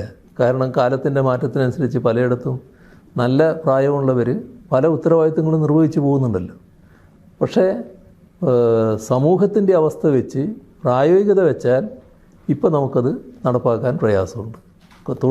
തൊഴിൽ സാഹചര്യം വർദ്ധിപ്പിക്കാനാണ് നമ്മൾ നോക്കുന്നത്. നല്ല തൊഴിൽ സാഹചര്യമൊക്കെ വർദ്ധിപ്പിച്ച് നല്ല നിലക്ക് തൊഴിലൊക്കെ കൊടുക്കാൻ കഴിഞ്ഞാൽ പിന്നെ ഈ മാറ്റം വരുന്നതിനും പ്രയാസം ഉണ്ടാവില്ല. അപ്പോൾ ആർക്കും അതിനൊരു പരാതി ഉണ്ടാവില്ല. അതിന് കുറച്ചൊക്കെ സമയം എടുക്കുമെന്നാണ് തോന്നുന്നത്. അങ്ങനെ നമ്മൾ ഭാവിയിൽ എങ്ങനെ ചെയ്യാനാകും പറ്റും? ഭാവിയിൽ രാജ്യത്ത് എന്തെല്ലാം നടക്കുന്നു, ലോകത്ത് എന്തൊക്കെ നടക്കുന്നു, അതിലേക്കൊക്കെ നമ്മളും പോകേണ്ടതായിട്ട് വരുമല്ലോ. ഇപ്പം നമുക്ക് പെട്ടെന്ന് കഴിയില്ല എന്ന് മാത്രം. പൊതുവെ ഈ 1ാം പിണറായി സർക്കാരിന്റെ അത്രയും പോരാ 2ാം പിണറായി സർക്കാർ എന്നുള്ളൊരു അഭിപ്രായം ഇടയ്ക്ക് കേൾക്കാറുണ്ട്. ആസ് എ ടീം ലീഡർ CMന്റെ ഒരു അസസ്മെന്റ് എന്താണ്? എനിക്കങ്ങനെ ഒരു തോന്നലേ ഇല്ല. കാരണം അതൊക്കെ നമ്മുടെ ആദ്യഘട്ടത്തിൽ പ്രത്യേകിച്ച് നിങ്ങളെ സുഹൃത്തുക്കൾ, മാധ്യമ സുഹൃത്തുക്കൾ ഉണ്ടാക്കിയ ഒരു പ്രതീതിയാണ്. കാരണം ചില പ്രധാനികൾ നമ്മുടെ രംഗത്തുണ്ടായിരുന്നല്ലോ. ആ പ്രധാനികൾക്ക് പകരം ആവുമോ ഈ വരുന്നവർ എന്നൊരു സംശയം സ്വാഭാവികമായിട്ടുണ്ടാവും. പക്ഷേ നമ്മുടെ അനുഭവത്തിൽ എല്ലാവരും നല്ല പ്രവർത്തനമാണ് കാഴ്ചവെച്ചിട്ടുള്ളത്. ഞാൻ ആരുടെയും ഉദാഹരണം എടുത്ത് പറയുന്നില്ല എന്ന് മാത്രം. ഏതൊരു ആളെടുത്ത് പരിശോധിച്ചാലും നല്ല രീതിയിൽ പെർഫോം ചെയ്തിട്ടുണ്ടെന്നാണ് കാണാൻ പറ്റുക. ഒരു പ്രയാസവുമില്ലാതെ കാര്യങ്ങൾ മുന്നോട്ട് കൊണ്ടുപോകാൻ കഴിഞ്ഞിട്ടുണ്ട്. അത് നല്ല ടീമായിട്ടാണ് മുന്നോട്ട് പോകുന്നത്. അടുത്തിടയ്ക്ക് കേരളം ഫേസ് ചെയ്യുന്നൊരു വലിയ ഇഷ്യൂ ആണ് ഈ മനുഷ്യ വന്യജീവി സംഘർഷം. നമുക്ക് ആഴ്ചയിൽ ഒരാൾ വെച്ചെങ്കിലും മരിക്കുന്നുണ്ട്. അത് അങ്ങോട്ട് കാട്ടിനകത്ത് പോയി മരിക്കുന്നതുകൊണ്ട് ഇങ്ങോട്ട് പുറത്തു വന്നിട്ടുമുണ്ട്. അതിനൊരു ശാശ്വത പരിഹാരം എന്ന നിലയ്ക്ക് സംസ്ഥാനം എന്താണ് ആലോചിക്കുന്നത്? ശാശ്വത പരിഹാരം കാണേണ്ട ഒരു പ്രശ്നമാണത്. ശാശ്വത പരിഹാരത്തിന് നല്ല പണവും നമ്മൾ ചെലവിടേണ്ടതുണ്ട്. അപ്പോൾ ആ കാര്യത്തിൽ കേന്ദ്ര ഗവൺമെൻറ്റിനെ സമീപിക്കുന്നുണ്ട്. പക്ഷേ ഇതേവരെ ഒരു ഫലപ്രദമായ സഹായം ഉറപ്പായിട്ടില്ല. എങ്കിലും ചില നടപടികൾ സ്വീകരിച്ചു പോകണം തന്നെയാണ് സംസ്ഥാന സർക്കാർ കാണുന്നത്. അതിൻ്റെ ഭാഗമായി ഒരു ഭാഗം വന്യജീവികൾ ഇങ്ങോട്ട് വരാതിരിക്കാനുള്ള പ്രതിരോധ നടപടികളാണ്. ആ പ്രതിരോധ നടപടികൾ പലതും സംസ്ഥാനം ഇപ്പോൾ തന്നെ സ്വീകരിച്ചുകൊണ്ടിരിക്കുന്നുണ്ട്. മറ്റൊരു ഭാഗം വനത്തിനുള്ളിലുള്ള അവരുടെ ആവാസ വ്യവസ്ഥ, അതിന് കുഴപ്പം വരാതിരിക്കുക എന്നുള്ളതാണ്. അത് കുഴപ്പമുണ്ടാക്കുന്ന ചില കാര്യങ്ങൾ നമ്മൾ തന്നെ ചെയ്തു വെച്ചിട്ടുണ്ട്, മനുഷ്യർ തന്നെ ചെയ്തു വെച്ചിട്ടുണ്ട്. നമ്മുടെ എല്ലാവർക്കും ഉള്ളതാണല്ലോ ഈ ഭൂമി. അപ്പോൾ കാട്ടിനുള്ളിൽ അവർക്ക് സ്വൈര്യമായിട്ട് ജീവിക്കുന്നതിനാവശ്യമായ സാഹചര്യം, അവിടെ വളരുന്ന ചെടി, അവിടെ ഉള്ള മറ്റ് സസ്യങ്ങൾ, ഇതൊക്കെ അവരുടെ ഭക്ഷ്യ സാധനങ്ങൾ കൂടിയാണ്. മാത്രമല്ല അത്തരം ചെടികളും സാഹചര്യവും ഉണ്ടായാൽ അവിടെ പല ജീവികളും വളരും, മറ്റ് ജീവികൾ, അതും ഈ മൃഗങ്ങൾക്ക് ആവശ്യമുള്ളതായിരിക്കും. പക്ഷേ ഇവിടെ സംഭവിച്ചത് ഇപ്പോൾ ഈ പുൽമേടുകളൊക്കെ പലതും ഇല്ലാതായിപ്പോയി. മാത്രമല്ല അധിനിവേശ സസ്യങ്ങൾ ഇവിടെ കടന്നു വരുന്ന നിലയുണ്ടായി. ഈ അധിനിവേശ സസ്യങ്ങൾ മനുഷ്യനും വേണ്ട, മൃഗത്തിനും വേണ്ട, അങ്ങനത്തെ ഒരു അവസ്ഥയാണ്. മൃഗങ്ങൾക്ക് വലിയ ആപത്തായി അത്. അപ്പോൾ അവർക്കിത് ഉപയോഗിക്കാൻ പറ്റില്ല. അത് ഈ പ്രദേശം കൈയടക്കി കളഞ്ഞു. നേരത്തെ വലിയ പുൽമേടായിട്ടൊക്കെ നിന്ന സ്ഥലം ഇപ്പോൾ അതല്ലാതെ മാറിയ നിലയുണ്ടായി. അപ്പോൾ നമ്മളിപ്പോൾ തീരുമാനിച്ചത് ആ അധിനിവേശ സസ്യങ്ങളാകെ നശിപ്പിക്കണം. അത് തുടരാൻ പാടില്ല. അതിനുള്ള ഫലപ്രദമായ നടപടികൾ സ്വീകരിച്ചു കൊണ്ടിരിക്കുന്നുണ്ട്. അതോടൊപ്പം ഈ മൃഗങ്ങൾക്ക് ആവശ്യമായത്ര വെള്ളം അവിടെ കിട്ടണം. അതിന് ചില കുളങ്ങൾ പണ്ടേ ഉണ്ടായത് ചിലത് നശിച്ചു പോയിട്ടുണ്ട്. അത് മുഴുവൻ പുനർജീവിപ്പിക്കാൻ കണ്ടു. അതിൻ്റെ കൂടെ തന്നെ പിന്നെ പലതരത്തിലുള്ള നീരുറവകൾ അവിടെ ഉണ്ടായിരുന്നു. അതൊക്കെ പുനർജീവിപ്പിക്കാൻ വരുന്നത് പുനർജീവിപ്പിക്കുക, പുതിയ കുളങ്ങൾ പണിയുക. പുതിയ കുളങ്ങൾ പണിയുന്നതിന് പുറമെ ഈ ചില മഴവെള്ള സംഭരണികൾ ഉണ്ടാക്കാൻ പറ്റുമോ നോക്കുക. അങ്ങനെ വന്നാൽ മൃഗത്തിന് വെള്ളത്തിൻ്റെ ക്ഷാമം വല്ലാതെ അനുഭവപ്പെടില്ല. അപ്പോൾ അതിനുള്ളൊരു സൗകര്യം ഉണ്ടാക്കുക. മൃഗങ്ങൾക്ക് ആവശ്യമായ ഭക്ഷ്യസാധനങ്ങൾ കാട്ടിൽ തന്നെ ലഭ്യമാകുന്നതിനുള്ള അതിൻ്റേതായൊരു പൊതു രീതികളും സ്വീകരിക്കുക. ഇതെല്ലാം ഇപ്പോൾ നടപ്പായിക്കൊണ്ടിരിക്കുന്നുണ്ട്. കുറച്ച് നാൾ കഴിയുമ്പോൾ നമുക്ക് ഈ പ്രശ്നം പരിഹരിക്കാൻ കഴിയുമെന്ന് തന്നെയാണ് തോന്നുന്നത്. 3-ാം വട്ടവും ഭരണം കിട്ടിയില്ലെങ്കിൽ അതിൻ്റെ ഒരു പ്രധാന കാരണം വനം വകുപ്പായിരിക്കും എന്നുള്ളൊരു പറച്ചിലുണ്ട്. വനം വകുപ്പിൻ്റെ ഫലമായിട്ട് വരുന്ന കാര്യമല്ല ഇത്. ഇത് നമ്മുടെ രാജ്യത്തിൻ്റെ പൊതുവായ നയത്തിൻ്റെ ഭാഗമായിട്ടാണ്. കാരണം നമ്മുടെ ഇപ്പോൾ മനുഷ്യരുടെ ജനസംഖ്യ വല്ലാതെ നിയന്ത്രിച്ചിരിക്കുകയല്ലേ. ഇപ്പോൾ നിയന്ത്രണ വിധേയമാണല്ലോ. നല്ല നിയന്ത്രണം വന്നിട്ടുണ്ടല്ലോ. മൃഗങ്ങൾക്ക് ആ നിയന്ത്രണം ഇല്ലല്ലോ. ഈ വനം വകുപ്പ് ഉദ്യോഗസ്ഥർ കാണിക്കുന്ന ചില കാര്യങ്ങളുണ്ടല്ലോ. ജനസംഖ്യാ നിയന്ത്രണം മൃഗങ്ങൾക്കില്ലല്ലോ. മൃഗങ്ങൾ പെരുകിയതിന് എങ്ങനെയാണ് നമുക്ക് കുറക്കാൻ പറ്റുക? നമ്മൾ ലോകത്തിൻ്റെ എല്ലാ ഭാഗത്തും മൃഗങ്ങളെ കൊല്ലുന്നുണ്ട്. നായാട്ട് അതുപോലുള്ള കാര്യങ്ങളൊക്കെ ചെയ്തിട്ട് ഒരു തരത്തിലുള്ളൊരു നിയന്ത്രണമാണ്. ഒരു വല്ലാതെ വളരുന്നതിന്, വല്ലാതെ കൂടുന്നതിന് ഉള്ളൊരു തടസ്സമായിട്ടത് വരുന്നുണ്ട്. നമ്മുടെ രാജ്യത്ത് മാത്രമാണല്ലോ ഇങ്ങനെയൊരു നിലയുള്ളത്. ഇതിനെ തൊടാൻ പാടില്ല, തൊടാനേ പാടില്ല എന്നുള്ളൊരവസ്ഥയുള്ളത് നമ്മുടെ രാജ്യത്ത് മാത്രമാണ്. അതുണ്ടാക്കുന്ന പ്രയാസങ്ങൾ ചെറുതല്ല. പണ്ട് ആളുകൾ പറയുന്നൊരു തമാശയുണ്ട് വീരപ്പനെ പറ്റി. വീരപ്പൻ അന്നേരം പറയുമ്പോൾ ഞാൻ ഇല്ലാതായാലും മനസ്സിലാവും നിങ്ങൾക്ക് എൻ്റെ വരാൻ. അപ്പോൾ സിഎമ്മിന്റെ നിലപാട് ഈ വന്യമൃഗങ്ങളുടെ പോപ്പുലേഷൻ കുറയ്ക്കാൻ വേണ്ടിയിട്ട് അവർ ഒരു നിയന്ത്രണ വിധേയമായി. അതെ, ഒരു സമയം ഒരു ഘട്ടം അതിനനുവദിക്കണ്ടേ? അതിൽ തീരെ ചെയ്യില്ല എന്ന് പറഞ്ഞാൽ അവർക്കെന്താ നിയന്ത്രണം പിന്നെയുള്ളത്? ഇതിങ്ങനെ ഇപ്പോൾ പണ്ട് കാട്ടുപന്നി എന്ന് പറയുന്നത് വളരെ അപൂർവമായി. എൻ്റെ എല്ലാം ചെറുപ്പകാലത്ത് കാട്ടുപന്നിയെ പറ്റി കേട്ടതേ ഉള്ളൂ. നമ്മളൊന്നും കാട്ടുപന്നിയെ കണ്ടിട്ടില്ല. ഇപ്പം കാട്ടുപന്നിയെ കാണാത്തവരുണ്ട് ആരെങ്കിലും കേരളത്തിൽ? കാടേ ഇല്ലാത്ത ആലപ്പുഴയിലൊന്നും കാടില്ലായിരുന്നു. അവിടെ തന്നെ പിന്നെ പന്നിയല്ലേ ധാരാളം എല്ലാ സ്ഥലത്തും. ഇത് കൃഷി മുഴുവൻ നശിപ്പിക്കുകയല്ലേ, നാട്ടിൽ മുഴുവൻ നാശം ഉണ്ടാക്കുകയല്ലേ. ഇപ്പം നമ്മളതിനെ കൊല്ലാൻ വേണ്ടി നിലപാടെടുത്തു, പഞ്ചായത്തുകൾക്ക് അധികാരം കൊടുത്തു. ഇപ്പോൾ കൊന്നു കഴിഞ്ഞാൽ പിന്നെ അതിന് എന്ത് ചെയ്യുന്നു എന്ന് നോക്കാൻ പിന്നെ ഉദ്യോഗസ്ഥന്മാർ പോവുകയാണ്. അതിപ്പോൾ നമ്മൾ പറഞ്ഞിട്ടുണ്ട് നിങ്ങൾ വല്ലാതെ അതിന് മെനക്കെണ്ടെന്നുള്ളത്. ഇതിങ്ങനെ മൃഗങ്ങളെ ഒന്ന് നിയന്ത്രിക്കുന്നതിനാവശ്യമായ ചില നടപടികൾ അത് പൊതുവിൽ വേണ്ടതാണ്. അതിന് നമ്മുടെ രാജ്യത്തെ നിയമത്തിൽ മാറ്റം വരണം. ആ മാറ്റം വരണം എന്നാണ് ഞങ്ങളിപ്പോൾ ആവശ്യപ്പെട്ടിട്ടുള്ളത്. കേന്ദ്ര ഗവൺമെൻറ് ഇപ്പോൾ സമ്മതിച്ചിട്ടില്ല. പക്ഷേ നാളെ അത് സമ്മതിക്കേണ്ടി വരും ഇങ്ങനെയാണെങ്കിൽ. അതാണ് അവസ്ഥ. പോലും പറഞ്ഞിട്ടുണ്ട് മൃഗങ്ങളെ നിയന്ത്രിതമായി നായാട്ട് നടത്താം. അതെ, നമ്മൾ അങ്ങനെ പ്രപ്പോസൽ കൊടുത്തിട്ടുണ്ടോ? നമ്മൾ കേന്ദ്രത്തോട് ആവശ്യപ്പെട്ടിട്ടുണ്ടോ ഇതിന് ഇങ്ങനെ ഒരു നില വേണമെന്നുള്ളത്? ഈ വനം വകുപ്പ് ഉദ്യോഗസ്ഥരുടെ നിലപാട് മലയോര ജനതയെ സർക്കാരിനെതിരാക്കി എന്നുള്ളതൊരു സത്യമാണ്. ഈ പ്ലാന്റേഷനുകൾ വനത്തിനുള്ളിൽ ഈ ഗ്രാസ് ലാൻഡ്, അതായത് പുൽമേടുകൾ പ്ലാന്റേഷൻ ആക്കിയത് വനം വകുപ്പ് തന്നെയാണ് ഒരു 3 ദശാബ്ദം മുമ്പ്. അപ്പോൾ ആ നിലപാടുകളാണ് ഈ വനം നശീകരണത്തിനും അത് മൃഗങ്ങൾ പുറത്തേക്ക് വരാൻ കാരണമെന്ന് ഒരു ആർഗ്യുമെന്റ് ഉണ്ട്. ഇതിനൊക്കെ ഒരു കറക്ഷൻ ഒന്നാം പിണറായി സർക്കാരിന്റെ കാലത്ത് പറഞ്ഞതാണ് ഈ പ്ലാന്റേഷനുകളെല്ലാം സ്വാഭാവിക വനമാക്കുന്നു. അത് ഇതുവരെ നടപ്പാക്കിയിട്ടില്ല. ഇതിന്റെ എന്തെങ്കിലും പ്ലാന്റേഷൻ സ്വാഭാവിക വനമാക്കും ഞങ്ങളൊരിക്കലും പറഞ്ഞിട്ടില്ല. പറഞ്ഞിട്ടുണ്ട്. ഇത് ഞങ്ങളെ പെടലിക്ക് ചെറുതിങ്ങനെ ചാർത്തി തരാറുണ്ട്. ഞങ്ങൾ പ്ലാന്റേഷൻ നാട്ടിന് ആവശ്യമാണെന്നുള്ളത് നിലയാണ്. നമ്മളെ നാട്ടിൽ തെറ്റായൊരു ധാരണയുണ്ട്. ഈ പ്ലാന്റേഷൻ എന്ന് പറയുന്നത് ആവശ്യമില്ല, അതെടുത്തിട്ട് കുറേ ആൾക്ക് ഭൂമി ആയിട്ട് കൊടുക്കണം, പിന്നെ ഈ പറഞ്ഞ പോലെ വനമാക്കണം എന്നൊക്കെയുള്ള. വനവൽക്കരണം നല്ല നിലക്ക് നമ്മുടെ നാട്ടിൽ നടന്നല്ലോ. വനവൽക്കരണം കൂടിയൊരു സംസ്ഥാനമാണ് കേരളം. നേരത്തെയുള്ള വനത്തിൻ്റെ വിസ്തൃതിയേക്കാളും കൂടുതലായിട്ടുണ്ട് കേരളത്തിൽ. പ്ലാന്റേഷൻ്റെ കാര്യം, നമ്മുടെ നാടിൻ്റെ ഒരു ഭാഗം പ്ലാന്റേഷൻ തന്നെയാണ്. അത് നിലനിർത്തണം തന്നെയാണ് ഞങ്ങൾ കാണുന്നത്. അത് പ്ലാന്റേഷൻ രംഗത്ത് ഇപ്പോൾ കുറേ പ്രശ്നങ്ങൾ നേരിടുന്നുണ്ട്. അവരെ ചില പ്രശ്നങ്ങൾ പരിഹരിക്കേണ്ടതായിട്ടുണ്ട്. പിന്നെ ആ പ്ലാന്റേഷൻ രീതികളിൽ ചില മാറ്റങ്ങൾ വേണമെന്ന് അവർക്ക് അഭിപ്രായമുണ്ട്, ഞങ്ങൾക്കും അഭിപ്രായമുണ്ട്. പക്ഷേ നടപ്പായിട്ടില്ല അത്ര കണ്ട്. അപ്പോൾ പഴയ രീതിയിൽ തന്നെ പ്ലാന്റേഷൻ നിലനിൽക്കണം എന്ന് കാണേണ്ടതില്ല. നല്ല ഫലവൃക്ഷങ്ങൾ വെച്ച് പിടിപ്പിക്കാൻ പറ്റുന്ന അവസ്ഥയുണ്ട്. ഒരു ഭാഗം അങ്ങനെയാവാം എന്നൊരു ചിന്തയുണ്ട്. പക്ഷേ ചില പ്രശ്നങ്ങൾ കൂടി പരിഹരിക്കപ്പെടേണ്ടതുകൊണ്ട് അത് നടപ്പായിട്ടില്ല എന്ന് മാത്രമേ ഉള്ളൂ. നേരത്തെ തന്നെ ഒരു ഭാഗം ഇതിനു വേണ്ടി ഉപയോഗിക്കാമെന്ന് കേരളം കണ്ടിട്ടുണ്ട്. അത് വേണ്ടത്ര ഫലപ്രദമായിട്ട് പ്ലാന്റേഷൻകാരും ഉപയോഗിക്കാത്ത നില ചിലയിടത്തുണ്ട്.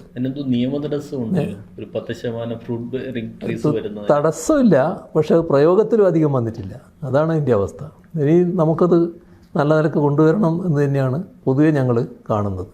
ചില പ്രശ്നങ്ങൾ ചർച്ച ചെയ്ത് പരിഹരിച്ച് പോകണമെന്നാണ്. ഏതായാലും പ്ലാന്റേഷനുമായിട്ട് ബന്ധപ്പെട്ട പ്രശ്നങ്ങൾ ചർച്ച ചെയ്ത് പരിഹരിച്ച് നല്ല നിലക്ക് പ്ലാന്റേഷൻ നമ്മുടെ നാടിൻ്റെ ഒരു സമ്പദ് വ്യവസ്ഥയുടെ ഭാഗമാക്കി നിലനിർത്തണം തന്നെയാണ് സംസ്ഥാനം കാണുന്നത്. അല്ല, ഞാൻ പറഞ്ഞത് ഫോറസ്റ്റ് പ്ലാന്റേഷൻ.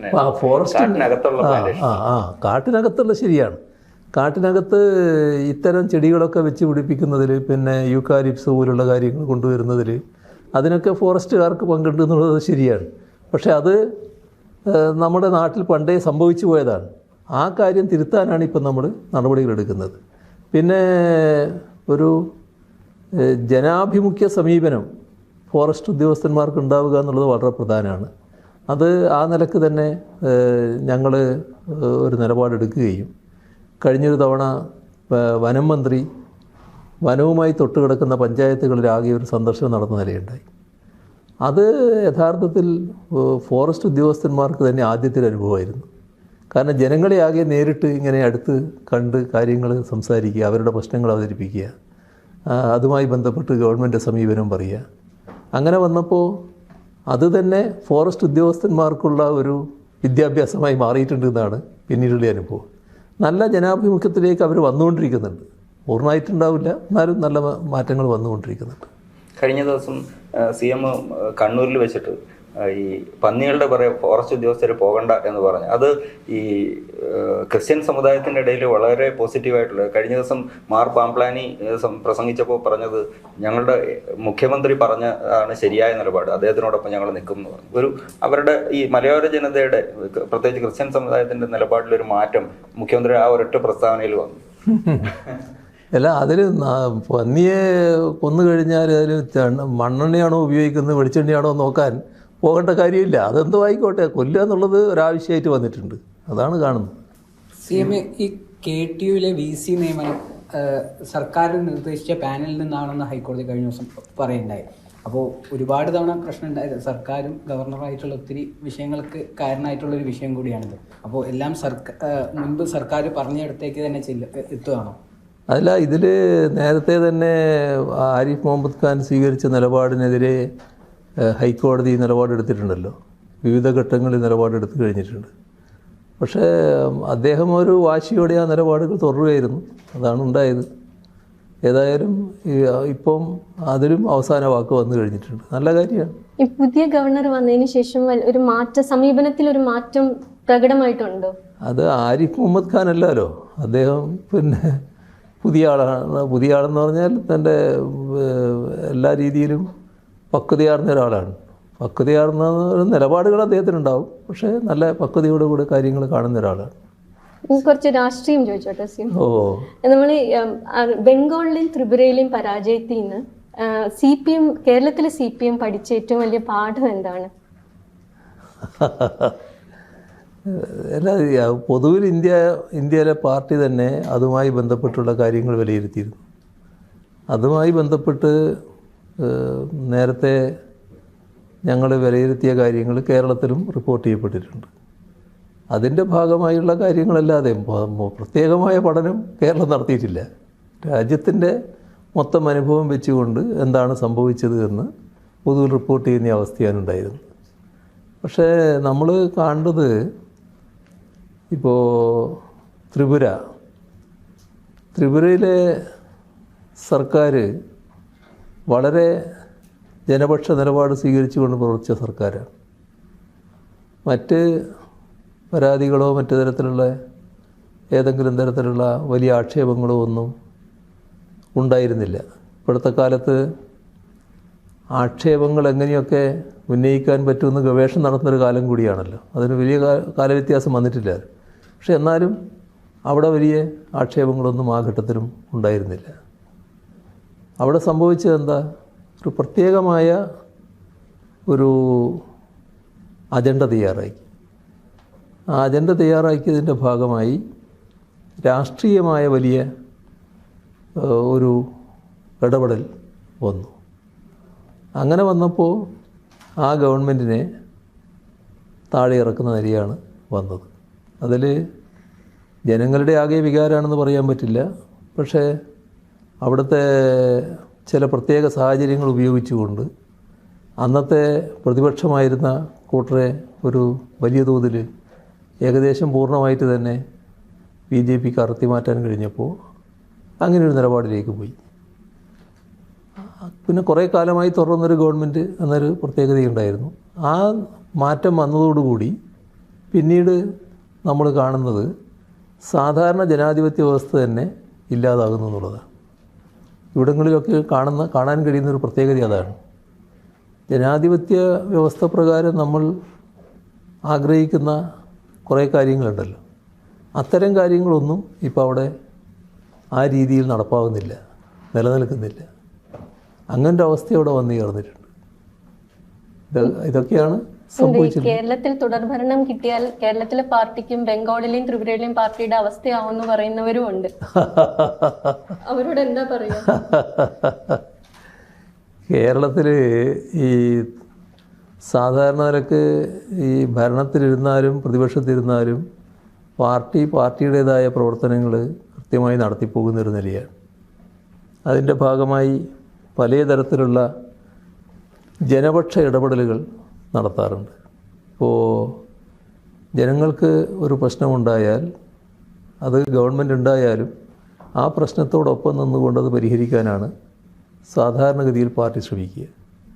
അതിനുവേണ്ടിയുള്ള ശ്രമങ്ങൾ ഏത് പക്ഷത്തിരുന്നാലും, ഭരണപക്ഷത്തായാലും പ്രതിപക്ഷത്തായാലും തുറന്നുകൊണ്ടേയിരിക്കും എന്നുള്ളതാണ് പാർട്ടിയുടെ നിലപാട്. അതുകൊണ്ട് തന്നെ പാർട്ടിയുമായി ഒരു അകൽച്ച സാധാരണഗതിയിൽ ജനങ്ങൾക്കുണ്ടാകുന്നില്ല എന്നുള്ളതാണ് നമുക്ക് കാണാൻ കഴിയുക. ഗവൺമെൻറ് ഉണ്ടാകുമ്പോൾ സ്വാഭാവികമായും ആഗ്രഹിക്കുന്ന കുറേ കാര്യങ്ങൾ നടന്നില്ല എന്ന് വരും. ഇപ്പോൾ ഞാൻ പറഞ്ഞില്ലേ നേരത്തെ റാങ്ക് ലിസ്റ്റിൻ്റെ കാര്യം പറഞ്ഞില്ലേ, റാങ്ക് ലിസ്റ്റ് 400 ആളുണ്ട്, 100 ആൾക്കേ ജോലിയുള്ളൂ, 300 ആൾക്ക് തൊഴിലില്ല.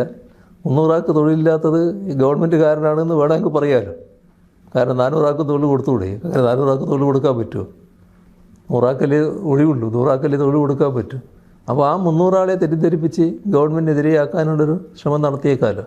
ആ 300-ൽ കേരളത്തിൻ്റെ ഒരു സാമൂഹിക ഘടന വെച്ച് ഒരു 100-ലധികം ആളുകൾ സ്വാഭാവികമായിട്ടും ഞങ്ങളോടൊപ്പം നിൽക്കുന്നവരായിരിക്കുമല്ലോ. അവരെ തെറ്റിദ്ധരിപ്പിക്കാൻ കഴിഞ്ഞാൽ, അപ്പുറം മാറ്റാൻ കഴിഞ്ഞാൽ തൽക്കാലം ഒരു വിരോധപരമായ നിലപാടിലേക്ക് എത്തിക്കാൻ പറ്റുമല്ലോ. ഇതൊക്കെയാണ് ഈ ആൻറ്റി ഇൻകംബൻസി എന്ന് പറയുന്നില്ല, അതിൻ്റെ ഭാഗമായിട്ട് വന്നു ചേരുന്ന കാര്യം. അത് സ്വാഭാവികമായിട്ടുള്ള കാര്യമാണ്. പക്ഷേ നമ്മുടെ നാട് ഈ കാര്യങ്ങളൊക്കെ മനസ്സിലാക്കാൻ ത്രാണിയുള്ളവരാണ്. പ്രശ്നങ്ങൾ വരുമ്പോൾ അവർ പ്രക്ഷോഭമൊക്കെ നടത്തും. പക്ഷേ എന്താണ് യഥാർത്ഥ വസ്തുതകൾ എന്നവർ മനസ്സിലാക്കിക്കൊണ്ട് തന്നെ നിലപാടുകൾ എടുക്കുന്നുണ്ട്. എന്താണ് പ്രത്യേകത? CM വിമർശകർ സ്ഥിരം പറയുന്ന ഒരു കാര്യം, സാധാരണഗതിയിൽ പാർട്ടി ഗവൺമെൻറ്റിനെ കറക്റ്റ് ചെയ്യും, നിയന്ത്രിക്കും.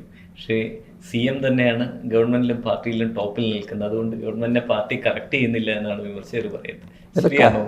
കറക്റ്റ് ചെയ്യേണ്ട എന്തെങ്കിലും ഉണ്ടെങ്കിൽ പാർട്ടി കറക്റ്റ് ചെയ്യുമല്ലോ. അതിന് അതൊരു പ്രശ്നമല്ല. പാർട്ടിക്കകത്ത് ഞങ്ങളെ ഒരു രീതി വെച്ചിട്ട് പാർട്ടിക്ക് അതീതനായിട്ട് ആരുമില്ല, എല്ലാവരും പാർട്ടിക്ക് വിധേയരാണ്. അപ്പോൾ പാർട്ടി മൊത്തത്തിൽ ചർച്ച ചെയ്ത് പ്രശ്നങ്ങൾ എന്തെങ്കിലും പരിഹരിക്കാനുണ്ടെങ്കിൽ അത് പരിഹരിച്ച് പോവുക തന്നെ ചെയ്യും.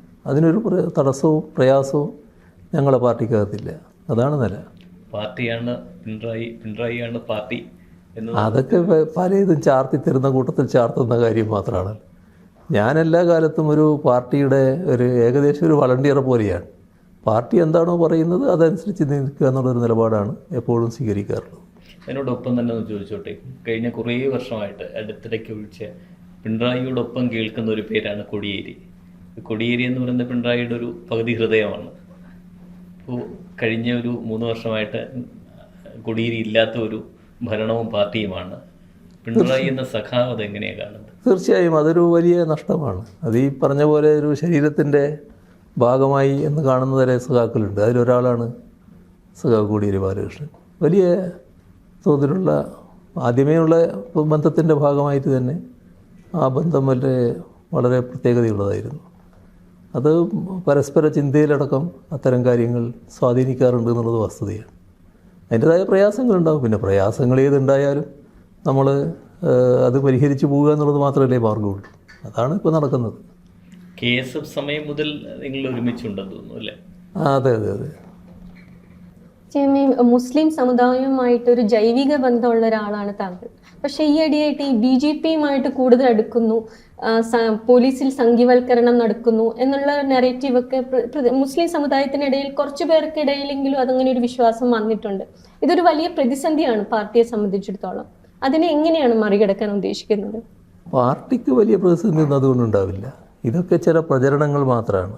വിശ്വസിക്കുന്ന ഒരുപാട് പേരില്ലേ? അല്ല, ഞാൻ പറയാം, യഥാർത്ഥത്തിൽ സംഭവിക്കുന്നത് നമ്മുടെ കേരളത്തിൽ ജമാഅത്തെ ഇസ്ലാമിയുടെ ഇടപെടലാണ് ആദ്യമേ തൊട്ടുണ്ടാകുന്നത്. കേരളത്തിൽ ആദ്യഘട്ടത്തിൽ ന്യൂനപക്ഷ വിഭാഗങ്ങൾ വല്ലാത്ത ഒരു വിപ്രതിപത്തി ഞങ്ങളോട് കാണിക്കുന്ന നിലയുണ്ടായിരുന്നു. ഇപ്പോഴല്ല ഞാൻ പറയുന്നത്, കുറച്ച് കാലം മുമ്പ്. അതിൻ്റെ ആ കാര്യത്തിൽ പിന്നീട് വലിയ മാറ്റം വന്ന് ഞങ്ങളുമായിട്ട് നല്ല ബന്ധത്തിലാകുന്ന സ്ഥിതി പൊതുവിൽ വന്നു. എല്ലാ വിഭാഗങ്ങളുമായും ഞങ്ങളും നല്ല രീതിയിൽ ഇൻട്രാക്ട് ചെയ്യുന്ന നില വന്നു. അതിൻ്റെ അപകടം എന്ന് ഞാൻ പറയുന്നത് അതിൻ്റെ യഥാർത്ഥ അർത്ഥത്തിലല്ല. ആദ്യം മനസ്സിലാക്കുന്നത് ജമാഅത്തെ ഇസ്ലാമിയാണ്. അങ്ങനെ ജമാഅത്തെ ഇസ്ലാമിയാണ് ഈ അവസ്ഥ മാറ്റിയെടുക്കുന്നതിന് വേണ്ടി അന്നൊരു ശ്രമം ആരംഭിക്കുന്നത്. ജമാഅത്തെ ഇസ്ലാമി കഠിനമായ CPIM വിരുദ്ധ നിലപാട് സ്വീകരിച്ചുകൊണ്ട് രംഗത്ത് വന്നു. അവരുടെ നിലപാട് ഞങ്ങളും തുറന്നു കാണിച്ചു. അവരെ ഞങ്ങളും തുറന്നു കാണിക്കുന്ന നില നല്ലതുപോലെ സ്വീകരിക്കുന്ന നിലയുണ്ടായി. അത് മുസ്ലിം വിഭാഗത്തിൽ വലിയ തോതിൽ സ്വാധീനമൊന്നും ചെലുത്തിയില്ല. പക്ഷേ അവർ ഇത് കണ്ടുകൊണ്ടുള്ള ഇടപെടലുകൾ നടത്തിക്കൊണ്ടിരിക്കുകയായിരുന്നു. അത് സ്വാധീനം ചെലുത്തിയില്ല എന്ന് കണ്ടപ്പോൾ പിന്നീട് അവർ നേരത്തെ സ്വീകരിച്ചിരുന്ന നില ചില സ്ഥാനാർത്ഥികളെ നോക്കി പിന്തുണ കൊടുക്കും എന്നൊക്കെ പറഞ്ഞിട്ടുള്ളൊരു നിലപാടായിരുന്നു. പിന്നെ അവർ രാഷ്ട്രീയ പാർട്ടിയൊക്കെ പൊതുവിൽ പ്രഖ്യാപിക്കുന്ന നില വന്നല്ലോ. സ്ഥാനാർത്ഥികളെ നോക്കി പിന്തുണ പ്രഖ്യാപിക്കുന്ന ഒരു നില നിങ്ങൾക്ക് ഓർമ്മയുണ്ടാകും. പൊന്നാനിയിൽ ഒരു തവണ നമ്മുടെ MP ഗംഗാധരനും TK ഹംസയും മത്സരിച്ചു. ആ തെരഞ്ഞെടുപ്പിൽ MP ഗംഗാധരനായിരുന്നു ഇവരുടെ ജമാഅത്തെ ഇസ്ലാമിയുടെ പിന്തുണ. അതാണ് അവരുടെ രീതി. അങ്ങനെ ഒരു നിലയാണ് അവർ ആ കാലത്തൊക്കെ സ്വീകരിച്ചിരുന്നത്. ഇത് ജമാഅത്തെ ഇസ്ലാമിയെ പൊതുവിൽ മുസ്ലിം സമൂഹം വലിയ തോതിൽ സ്വീകരിക്കുന്ന നിലയില്ല. മുസ്ലിം സമൂഹത്തിലെ ഏറ്റവും പ്രധാനപ്പെട്ട വിഭാഗം സുന്നി വിഭാഗമാണ്. ആ സുന്നി വിഭാഗത്തിൽ ഇവരെക്കുറിച്ച് ഒരു തരത്തിലുള്ള യോജിപ്പുമില്ലാത്ത നിലയാണ്. കാരണം ഇവർ അത്തരമൊരു നിലപാട് സ്വീകരിക്കുന്നവരാണ്. ജനാധിപത്യ പ്രക്രിയയിലല്ല അവർ നിൽക്കുന്നത്. ജനാധിപത്യ പ്രക്രിയ അനുസരിച്ച് കാര്യങ്ങൾ നീക്കുന്നതിനാണ് സുന്നി വിഭാഗം നിൽക്കുന്നത്. ഇവരെന്ത് ചെയ്തു എന്ന് പറഞ്ഞാൽ, കേരളത്തിൽ UDF കുറച്ച് ദുർബലമാവുകയും UDFന് നല്ല ക്ഷതമേൽക്കുകയും ചെയ്യുമ്പോൾ അതിന് സഹായകരമായി ഞങ്ങൾ കൂടി ചേരാമെന്നുള്ള നിലപാട് അവരെടുത്തു ജമാഅത്തെ ഇസ്ലാമി. സാധാരണ നിലക്ക് അതിന് വിരുദ്ധമായ നിലപാടാണ് കോൺഗ്രസും ലീഗും സ്വീകരിക്കുക.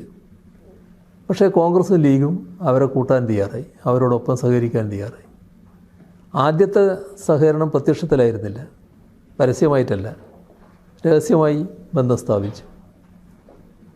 പിന്നെ ഇപ്പോൾ എല്ലാവർക്കും അറിയാം പരസ്യബന്ധത്തിലെത്തി, പരസ്യമായിട്ട് ബന്ധത്തിലേക്ക് വന്നു.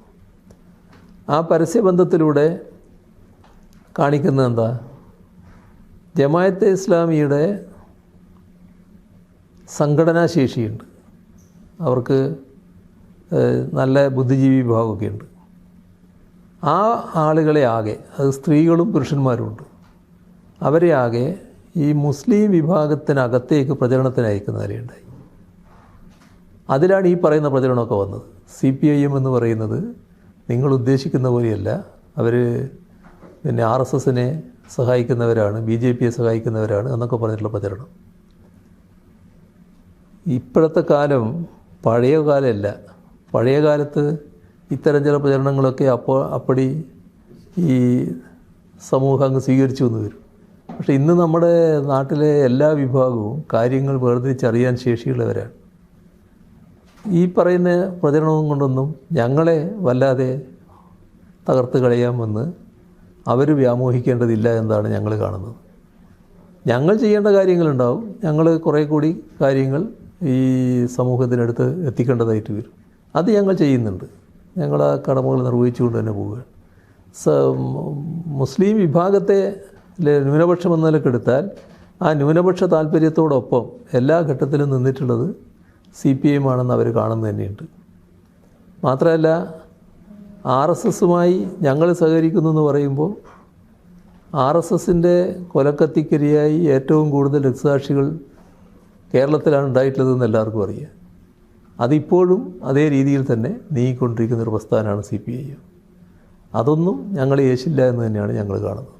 ഈ ഒരേ സമയം RSSന്റെയും ജമാഅത്ത് ഇസ്ലാമിയുടെയും ഏറ്റവും വലിയ ശത്രു പിണറായി വിജയനാണ്. അതെങ്ങനെ സാധിക്കുന്നു? അത് മതനിരപേക്ഷതയുടെ വക്താവായതുകൊണ്ട് മാത്രമാണ്. മതനിരപേക്ഷതയുടെ വക്താവായാൽ നിങ്ങൾ വർഗീയതയുടെ എതിരാളിയായിട്ട് മാറും. ആ വർഗീയത ഏത് വർഗീയതയാകാം, അതാണ് അതിൻ്റെ അവസ്ഥ.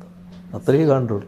ന്യൂനപക്ഷങ്ങളുടെ കാര്യം പറഞ്ഞപ്പോൾ ഈ മുസ്ലിം വിഭാഗം പറഞ്ഞു, അതേപോലെ ക്രിസ്ത്യൻ വിഭാഗത്തിനിടയ്ക്ക് മുൻപ് ക്രിസ്ത്യൻ വിഭാഗം ആദ്യം UDFനോടൊപ്പം ഉണ്ടായിരുന്നു, കുറച്ചൊക്കെ LDFിലേക്ക് വരികയും ചെയ്തു. പക്ഷേ ഇപ്പോൾ ഒരു N മാസമായിട്ട് BJPയിലേക്ക് ആകൃഷ്ടരാകുന്ന ഒരു സ്ഥിതിവിശേഷമുണ്ട്.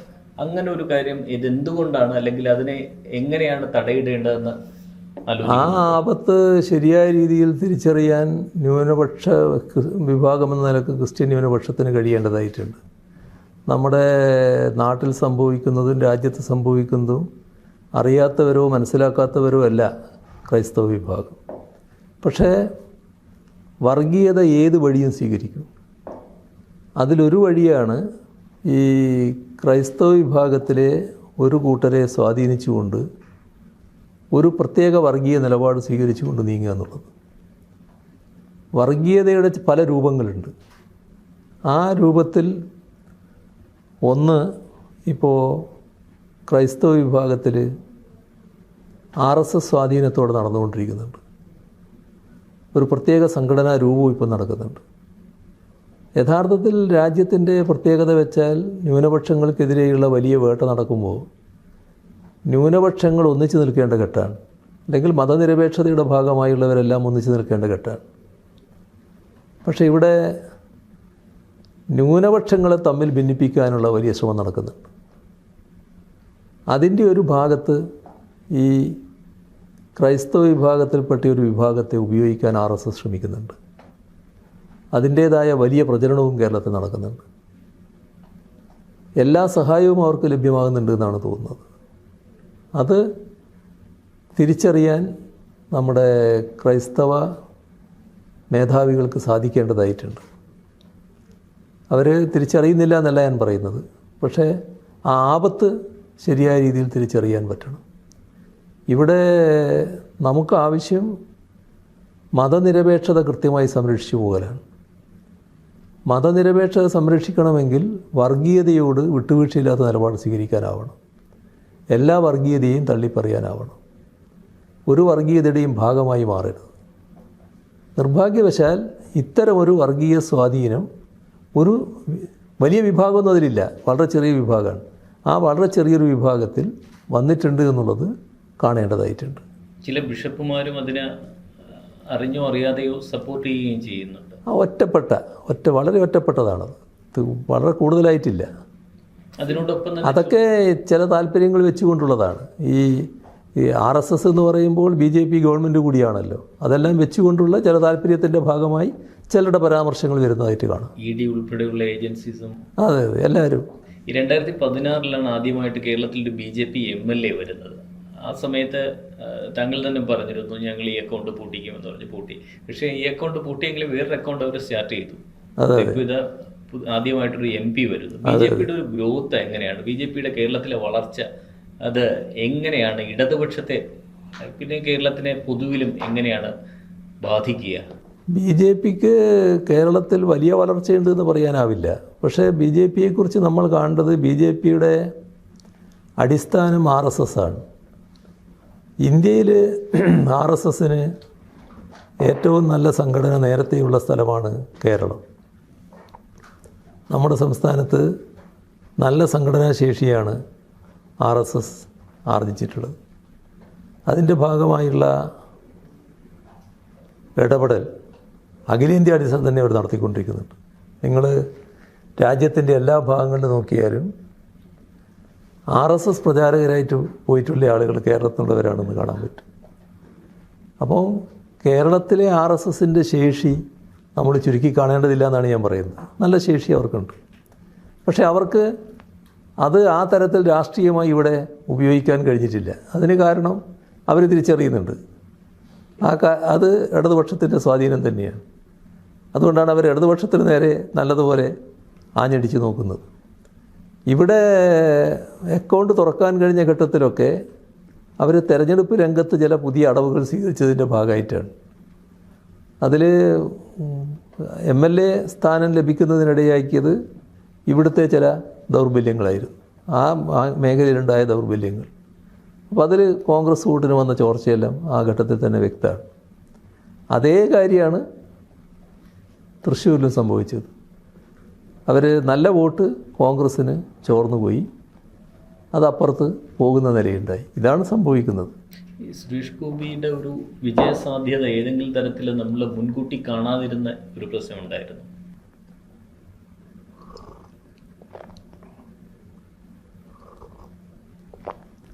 ഇത് സുരേഷ് ഗോപിയുടെ വിജയസാധ്യത എന്ന് പറയുന്നത് ഈ വോട്ട് ചോർച്ചയുടെ ഭാഗമായി സംഭവിച്ചതാണല്ലോ. ഇപ്പോൾ LDFൻ്റെ വോട്ട് ഈ ഘട്ടത്തിലും ചോർന്നില്ലല്ലോ. LDFൻ്റെ വോട്ട് കുറച്ച് വർദ്ധിപ്പിക്കാൻ കഴിഞ്ഞല്ലോ. എന്നാൽ അതേസമയം UDFൻ്റെ വോട്ട് വല്ലാതെ ചോർന്നു പോകുന്ന അവസ്ഥയുണ്ടായല്ലോ. അങ്ങനൊരു ചോർച്ച അവർക്ക് സംഭവിക്കുമെന്ന് ഞങ്ങൾ കാണുന്നില്ല. ഞങ്ങൾ പ്രതീക്ഷിക്കുന്നത് അവരും ഞങ്ങളും തമ്മിലുള്ള വലിയ മത്സരമാണല്ലോ നടക്കുന്നത്. ആ ഒരു പ്രതീക്ഷയാണ് ഞങ്ങൾക്കുണ്ടായിരുന്നത്. അത് കോൺഗ്രസിൻ്റെ ദൗർബല്യമാണ് അവിടെ പ്രകടമായത്. ഈ ലീഗിന്റെ പല നേതാക്കന്മാരോട് സംസാരിക്കുമ്പോൾ ലീഗിന് LDFൽ വന്നാൽ കൊള്ളാമെന്നുള്ള സൂചനകൾ നമുക്ക് കിട്ടാറുണ്ട്. ലീഗിന് LDFൽ എടുക്കേണ്ട എന്നൊരു തീരുമാനം അങ്ങനെ ഉണ്ടോ? ഇതെല്ലാം പിന്നെ നമ്മൾ ആകാശത്തിൽ കാണുന്ന ചില സ്വപ്നങ്ങൾ മാത്രമാണ്. കാരണം ഈ കേരളത്തിലെ UDF എന്ന് പറഞ്ഞാൽ ഇന്ന് ആരാ? യഥാർത്ഥത്തിൽ അത് ലീഗിൻ്റെ ശക്തിയാണ്. അപ്പോൾ അത്തരം ഒരു മുന്നണിയുടെ ഭാഗമായി നിൽക്കുന്ന ഒരു കൂട്ടരെക്കുറിച്ച് വേണ്ടാത്ത ചിന്തകൾ നമ്മളാരും കൊണ്ട് നടക്കേണ്ടതില്ല എന്നാണ് എനിക്ക് പറയാനുള്ളത്. CM ഒന്നാം LDF സർക്കാരായിക്കോട്ടെ, രണ്ടാം LDF സർക്കാരായിക്കോട്ടെ, അതിൽ ഒത്തിരി വിദ്യാഭ്യാസം, ആരോഗ്യം, പൊതുഭരണം, ഗതാഗതം തുടങ്ങിയ എല്ലാ മേഖലകളിലും മുന്നോട്ട് പോകുമ്പോൾ പരാമർശിക്കപ്പെടാതെ പോവുക അല്ലെങ്കിൽ ഗ്രാഫിൽ വളരെ വിമർശിക്കപ്പെടുന്ന ഒരു ഇതാണ് ആഭ്യന്തരം എന്ന് പറയുന്നത്. അപ്പോൾ സർക്കാരിൻ്റേതായിട്ട് ആഭ്യന്തരത്തിൽ ജനങ്ങൾക്ക് മുന്നിൽ തുറന്നു കാണിക്കാവുന്ന എന്താണ് നേട്ടങ്ങൾ? ആഭ്യന്തര വകുപ്പിനെ പറ്റിയാണോ പറയുന്നത്? ആഭ്യന്തര വകുപ്പ് നല്ല നിലക്ക് പോവുകയല്ലേ. അതിന് സാധാരണ നിലക്ക് നമ്മുടെ പോലീസ് എന്ന് പറയുന്നത് ജനസൗഹൃദമാവുക എന്നുള്ളതാണ് ഏറ്റവും പ്രധാനം. ഇന്നത്തെ കാലത്ത് ആ രീതിയിലുള്ളൊരു മാറ്റം പോലീസിന് വന്നു ചേർന്നിട്ടുണ്ടല്ലോ. നമ്മുടെ ഏത് ദുരന്തഘട്ടത്തിലും ഇടപെട്ട് ജനങ്ങളോടൊപ്പം സഹായിക്കുന്ന ഒരു സേനയായി പോലീസ് മാറിയല്ലോ. മാത്രമല്ല ഏത് പ്രശ്നങ്ങളിലും ജനങ്ങൾക്ക് സഹായകമായ നിലപാട് എടുത്തു പോകുന്നൊരു സേനയായി പോലീസിനെ മാറ്റാൻ കഴിഞ്ഞല്ലോ. വലിയ വലിയ മാറ്റങ്ങൾ പോലീസിൽ പൊതുവേ ഉണ്ടായിട്ടുണ്ട്. ഇതേ ഘട്ടത്തിലാണ് കഴിഞ്ഞ ദിവസം ഒരു ഭീകരമായ ഒരു ജാതി വിവേചനത്തെക്കുറിച്ച് 2 ഉദ്യോഗസ്ഥർക്കെതിരെ ആരോപണം വരുന്നത്. അപ്പോൾ നേരിട്ട് നെടുമങ്ങാട് സംഭവം, പെരൂർക്കട. അപ്പോൾ ഈ വിഷയത്തിൽ സർക്കാരിൻ്റെ നയം എന്താണ്? ഇല്ല, അതിന് നയം വ്യക്തമായില്ലേ. അങ്ങനെ ചെയ്യാൻ പാടില്ലാത്ത കാര്യം ചെയ്താൽ എന്താണ് ഉണ്ടാകുക എന്നല്ലേ SIയുടെ സസ്പെൻഷൻ കാണിച്ചത്. അതൊക്കെ സർക്കാരിൻ്റെ വ്യക്തമായ നിലപാടില്ല. ആ ഒരു ഉദ്യോഗസ്ഥൻ്റെ നിലപാടിനോടൊപ്പമല്ലല്ലോ പോലീസ് നിൽക്കുന്നത്. അതിലെന്താ ഉണ്ടായത്? രാത്രി കൊണ്ടുപോയി സ്റ്റേഷനിൽ വെക്കാൻ പാടില്ല, പിന്നെ തെറ്റായി പെരുമാറാൻ പാടില്ല. ഇതൊക്കെ പോലീസിലെ കൃത്യമായ വ്യവസ്ഥകളാണിപ്പോൾ. അതിൽ ലംഘനമുണ്ടായാൽ അതിനെപ്പറ്റി നടപടി ഉണ്ടാകുക എന്നുള്ളതാണ് ഇപ്പോഴത്തെ നില. എല്ലാ കാര്യത്തിലും അതേ നിലപാടാണ് സ്വീകരിച്ചു പോകുന്നത്. ഇതിനോട് തന്നെ ചേർത്ത് വായിക്കുകയാണെങ്കിൽ ആ പരാതിക്കാരി പറഞ്ഞൊരു കാര്യമുണ്ട്. ഞാൻ പരാതിയായിട്ട് മുഖ്യമന്ത്രിയെ കാണാൻ CMOയുടെ ഓഫീസിലേക്ക് ചെന്നു. പക്ഷേ അവിടെ നിന്ന് പൊളിറ്റിക്കൽ സെക്രട്ടറിയുടെ ഭാഗത്തു നിന്നുണ്ടായ മറുപടി എന്ന് പറയുന്നത്, അതായത് കേസ് പോലീസ് നോക്കിക്കോളും, ബാക്കിയുള്ളത് കോടതിയിലാണ് എന്ന് പറയുന്നുണ്ട്. കുറച്ച് ദിവസങ്ങൾക്ക് മുമ്പാണ് PSC നിയമനത്തിലുള്ള ഉദ്യോഗാർത്ഥികളും പറഞ്ഞത് മുഖ്യമന്ത്രിയെ കാണാൻ ശ്രമിച്ചിരുന്നു, പക്ഷേ എത്താൻ കഴിഞ്ഞില്ല. അപ്പോൾ ചില ഉദ്യോഗസ്ഥരുടെ ഭാഗത്തു നിന്നുണ്ടാവുന്ന അല്ലെങ്കിൽ ആളുകളുടെ ഭാഗത്തു നിന്നുണ്ടാവുന്ന സമീപനങ്ങൾ സർക്കാരിന് അല്ല, ആ പരാതിക്കാരിക്ക് കേസിനെ പറ്റിയായിരുന്നു ചില പ്രശ്നങ്ങൾ. കേസിൻ്റെ കാര്യത്തിൽ കേസ് പോലീസ് കൈകാര്യം ചെയ്യാണല്ലോ ചെയ്യുക. പോലീസിനെ കുറിച്ചുള്ള പരാതിയുടെ കാര്യത്തിൽ എന്താണെന്നുള്ളത് നടപടിയെടുക്കാം എന്ന് ബന്ധപ്പെട്ട ആൾ അപ്പം തന്നെ പറഞ്ഞിട്ടുണ്ട്, അവരോട് തന്നെ പറഞ്ഞിട്ടുണ്ട്. അത് ഞാൻ നോക്കിക്കോളാം. കേസ് എങ്ങനെ കൈകാര്യം ചെയ്യണമെന്ന് ഇവിടെ നിന്നല്ല നിർദ്ദേശിക്കേണ്ടത്, അത് പോലീസ് നോക്കിക്കോളും കാര്യങ്ങൾ. പോലീസല്ലേ കേസ് നോക്കുക, അതങ്ങനെയല്ലേ വരൂ. അതേ നടപടിയിലെടുക്കാൻ പറ്റും. ആർക്കും ജനങ്ങൾക്ക് ചെന്ന് തട്ടാവുന്ന ഇത്തരം വാതിലുകളിൽ ഇങ്ങനെയുള്ള ചിലരുടെ സമീപനം എല്ലാ സമീപനം ശരിയായ സമീപനമാണല്ലോ ഇത്. ആ സമീപനം ശരിയായ സമീപനം, പക്ഷേ അവർ പിന്നെ മാധ്യമങ്ങളുടെ മുമ്പിൽ പോയി പറയുകയാണല്ലോ ചെയ്തത്. ആ പറഞ്ഞത് അതേ രീതിയിലല്ലോ, അതല്ലേ ഉണ്ടായത്. CM ഈ വഖഫ് നിയമത്തിനെ കുറിച്ച് നമ്മളിപ്പോൾ കക്ഷി ചേരാൻ തീരുമാനിച്ചു. അതിന് നമ്മളുടെ ഒരു അപ്രോച്ച് എന്താ? ഈ സെൻട്രൽ ഗവൺമെന്റ് അല്ല, വഖഫ് നിയമം എന്ന് പറയുന്നത് ഒരു മതവിഭാഗത്തെ ബാധിക്കുന്നൊരു പ്രശ്നമാണല്ലോ. അതിനകത്ത് തെറ്റായ ചില വ്യവസ്ഥകളിപ്പോൾ വന്നിട്ടുണ്ട്. അതിനെതിരെയാണ് നിലപാട്. അത് ശരിയല്ല എന്ന നിലപാട് തന്നെയാണ് സർക്കാരിനുള്ളത്. ഈ പ്രതിപക്ഷ നേതാവ് പറയുന്നത് CM വിചാരിച്ചു കഴിഞ്ഞാൽ 5 മിനിറ്റിനുള്ളിൽ 10 മിനിറ്റിനുള്ളിൽ മുൻപം പ്രശ്നം പരിഹരിക്കാം. അല്ല, അതൊക്കെ ഒരു വെറും വാക്ക് മാത്രമാണ്. കാരണം മുൻപം പ്രശ്നമെന്ന് പറയുന്നത് സാധാരണഗതിയിൽ എങ്ങനെ പരിഹരിക്കണമെന്നത് കണ്ടെത്താനാണല്ലോ നമ്മൾ കമ്മീഷനെ വെച്ചിട്ടുള്ളത്. അതും പ്രഗത്ഭനായ CN രാമേന്ദ്രൻ നായരെ പോലുള്ള ഒരു ജസ്റ്റിസിനെയാണല്ലോ, റിട്ടയർഡ് ജസ്റ്റിസിനെയാണല്ലോ നമ്മൾ വെച്ചിട്ടുള്ളത്. അതിൻ്റെ നിർദ്ദേശങ്ങൾ വന്നതിന് ശേഷമാണ് നമ്മൾ നടപടികൾ ആരംഭിക്കേണ്ടത്. ആ നടപടികൾ സ്വീകരിക്കുക എന്നുള്ളത് തന്നെയാണ്. നല്ല നിർദ്ദേശങ്ങൾ ചിലപ്പോൾ അദ്ദേഹത്തിന് സമർപ്പിക്കാൻ കഴിയട്ടെ എന്ന് നമുക്ക് എല്ലാവർക്കും പ്രതീക്ഷിക്കുക. അതിൻ്റെ ഭാഗമായിട്ടുള്ള നടപടികൾ സർക്കാർ തുടരുകയും ചെയ്യും. ഒരു സമീപനം അതിലാദ്യം വ്യക്തമാക്കിയിട്ടുണ്ട്. അതവിടെ താമസിക്കുന്ന ആളുകളുണ്ട്, അവരുടെ കൂടെയാണ് സർക്കാർ. പക്ഷേ ആ കൂടെയാണെന്ന് പറയുമ്പോൾ നിയമപ്രകാരം അതെങ്ങനെ ബാധിക്കും, എങ്ങനെയാണ് ഇടപെടാൻ പറ്റുക, ആ കാര്യത്തിലാണ് കമ്മീഷൻ്റെ സഹായം നമുക്ക് വേണ്ടത്. നോക്കാം. റിപ്പോർട്ട് എന്നത്തേക്ക് വേഗം കിട്ടുമെന്നാണ് തോന്നുന്നത്. വലിയ താമസം വരില്ല എന്നാണ് തോന്നുന്നത്. നേരത്തെ ഇവിടെ ചോദിച്ച ചോദ്യത്തിൻ്റെ വേറൊരു ആംഗിൾ ചോദിക്കട്ടെ. ഇടയ്ക്ക് CM തന്നെ പറഞ്ഞതാണ് പോലീസിനകത്ത് ഇപ്പോഴും പാർട്ടിയുടെ അല്ലെങ്കിൽ പാർട്ടിയുടെ പുറത്ത് ഗവൺമെന്റിന്റെ ഒരു നയം മനസ്സിലാകാത്ത ഒരു വിഭാഗം ഇപ്പോഴും പോലീസിലുണ്ടോ? കുറച്ചൊരു പോലീസായാലും സർവീസ് മേഖലയാകെയായാലും നമ്മുടെ സമൂഹത്തിൻ്റെ ഒരു ഭാഗമല്ലേ. നമ്മുടെ സമൂഹത്തിൻ്റെ ഒരു ഭാഗം അപ്പുറത്തിരിക്കുകയല്ലേ. അപ്പോൾ അതിനകത്ത് എല്ലാവരും കാണുമല്ലോ. നമ്മൾ കാണേണ്ടത് ഇപ്പോൾ സർവീസ് മേഖല പോലീസ് അടക്കം വെച്ചോ നിങ്ങൾ. ആ സർവീസ് മേഖലയിലുള്ള എല്ലാവരും അത് ലക്ഷക്കണക്കിന് ആളുകളല്ലേ. ഇപ്പോൾ സമൂഹത്തിനൊരു പരിച്ഛേദമായിട്ടല്ലേ വരുന്നത്. എല്ലാ വിഭാഗക്കാരും അതിലുണ്ടാവും. അതിനകത്ത് ഇപ്പോൾ ഗവൺമെൻറ്റിൻ്റെ പ്രതിനിധി എന്ന നിലക്ക് എന്നെക്കുറിച്ച് പറയുകയാണെങ്കിൽ അനുകൂലിക്കുന്നവരുണ്ടാവും, പ്രതികൂലിക്കുന്നവരുണ്ടാവും, ഭയങ്കരമായിട്ട് ആക്ഷേപിക്കുന്നവരുണ്ടാവും, വല്ലാതെ അധിക്ഷേപിക്കാൻ തയ്യാറാകുന്നവരുണ്ടാവും. അതെല്ലാം ഉണ്ടാവില്ലേ. പക്ഷേ അവരെല്ലാം ഗവൺമെൻറ്റിൻ്റെ ഭാഗമല്ലേ. നമ്മുടെ ജനാധിപത്യ സംവിധാനത്തിൻ്റെ ഒരു രീതി അതല്ലേ. ജനാധിപത്യ സംവിധാനത്തിൻ്റെ ഒരു പ്രത്യേകത അതാണല്ലോ. അവരൊക്കെയാണല്ലോ ഗവൺമെൻറ്റിൻ്റെ വക്താക്കളായിട്ട് നിൽക്കുന്നത്. പക്ഷേ ഗവൺമെൻറ്റിൻ്റെ ചട്ടക്കൂടിൽ നിന്ന് മാറിപ്പോയാൽ അപ്പോൾ ഗവൺമെൻറ് നടപടികൾ സ്വാഭാവികമായിട്ട് വരും. അതാണ് ഗവൺമെൻറ് ചെയ്യാൻ പറ്റുന്നത്. അവരുടെ അഭിപ്രായം ഒന്നും മാറ്റാൻ ഗവൺമെൻറ് കഴിയില്ലല്ലോ. അഭിപ്രായം തുടരുമല്ലോ. ഈ പോലീസിന് ഒരു ഫ്രീ ഹാൻഡ് കൊടുത്തത് ഒരു അബദ്ധമായി പോയി എന്ന് പറയുന്ന പാർട്ടിക്കാരുണ്ട്. അത് എങ്ങനെയാണ് കാണുന്നത്? പോലീസിന് ഫ്രീ ഹാൻഡ് അല്ല, നിയമപ്രകാരം കാര്യങ്ങൾ നിർവഹിക്കാൻ ഒരു തടസ്സവും പോലീസിനില്ല എന്നുള്ളതാണ്. അത് നല്ല കാര്യമായിട്ടാണ് പൊതുവിൽ കണ്ടിട്ടുള്ളത്. പൊതുവെ പാർട്ടിയുടെ അഭിപ്രായം അത് തന്നെയാണ്, പാർട്ടിയും അത് തന്നെയാണ് കാണുന്നത്. എനിക്കൊന്നും അത് തന്നെ തുടർന്ന് ചോദിച്ചാൽ, ഈ മുൻപ് പറഞ്ഞിരുന്നൊരു ആക്ഷേപം ഈ സെൽ ഭരണമായിരുന്നു. ഇപ്പോൾ പാർട്ടി ഭരിക്കും, അപ്പോൾ പാർട്ടി പോലീസിനെ ഭരിക്കുന്നു. ഇപ്പോൾ അങ്ങനെ ഭരിക്കുന്നില്ല എന്നുള്ളതാണ് ഏറ്റവും വലിയ ആക്ഷേപം. അത് ഇല്ല, അതിലൊന്നും പറയാനില്ല. സിഎം ആദ്യം ഭരണത്തിൽ വന്നപ്പോൾ പറഞ്ഞിരുന്നു ഓരോ ഫയലും ഓരോ ജീവിതങ്ങളാണെന്ന് ഉദ്യോഗസ്ഥരെ ഓർമ്മിപ്പിച്ചിരുന്നു. എന്നാൽ ആ രീതിയിൽ ഒരു സീരിയസ്നെസ്സോടുകൂടി അവരതിനെ എടുത്തിട്ടുണ്ടെന്ന് തോന്നുന്നുണ്ടോ? അല്ല, ഫയലിൽ വലിയ മാറ്റം വന്നിട്ടുണ്ട്. എന്നാലും ഇനിയും മാറേണ്ടതുണ്ട്, ഇനിയും നല്ല രീതിയിൽ മുന്നോട്ട് പോകേണ്ടതുണ്ട്. പെട്ടെന്ന് മാറില്ലല്ലോ. നമ്മളൊക്കെ ആർജിച്ച ചില ശൈലികൾ, സംസ്കാരങ്ങളൊക്കെ ഉണ്ടാവും. അതങ്ങനെ തുടർച്ചയായ ശ്രമത്തിൻ്റെ ഭാഗമായിട്ടാണ് മാറി വരിക. നല്ല മാറ്റം, പുരോഗമനപരമായ മാറ്റം സംഭവിക്കുന്നുണ്ട്. കൂടുതൽ നല്ല ഫലം നമുക്ക് ഉണ്ടാക്കാനും കഴിയും. സിമി ഫയലിൽ പറഞ്ഞപ്പോഴാണ് ചോദിച്ചത്, ഈ IAS ഓഫീസേഴ്സിനിടയിൽ മുൻപുണ്ടായിരുന്നത് പോലെ ഇല്ലെങ്കിലും കുറച്ചൊക്കെ ഈ പരസ്യമായ വിഴുപ്പലക്കൽ ഇപ്പോഴുണ്ട്. ഇപ്പോൾ ഒരു ഓഫീസർ കുറേ നാളായിട്ട് സസ്പെൻഷനിലായിട്ട് പുറത്തിരിക്കുകയാണ്. വേറൊരാൾ സസ്പെൻഷൻ കഴിഞ്ഞപ്പോൾ 2 മാസം മുന്നേ കയറിയതേ ഉള്ളൂ. ഈ IAS ഓഫീസേഴ്സിനെ അവരുടെ പെരുമാറ്റച്ചട്ടം അനുസരിച്ച് ചെയ്യാൻ പാടില്ലാത്ത പല കാര്യങ്ങളും നടക്കുന്നു. അത് എങ്ങനെയാണ് ഗവൺമെൻറ് അതിനെ എങ്ങനെയാണ് കാണുന്നത്? ഒരാൾ കണ്ടിന്യൂസ് ആയിട്ട് വിമർശിക്കുന്ന ഒരു സ്ഥിതി വരുന്നു.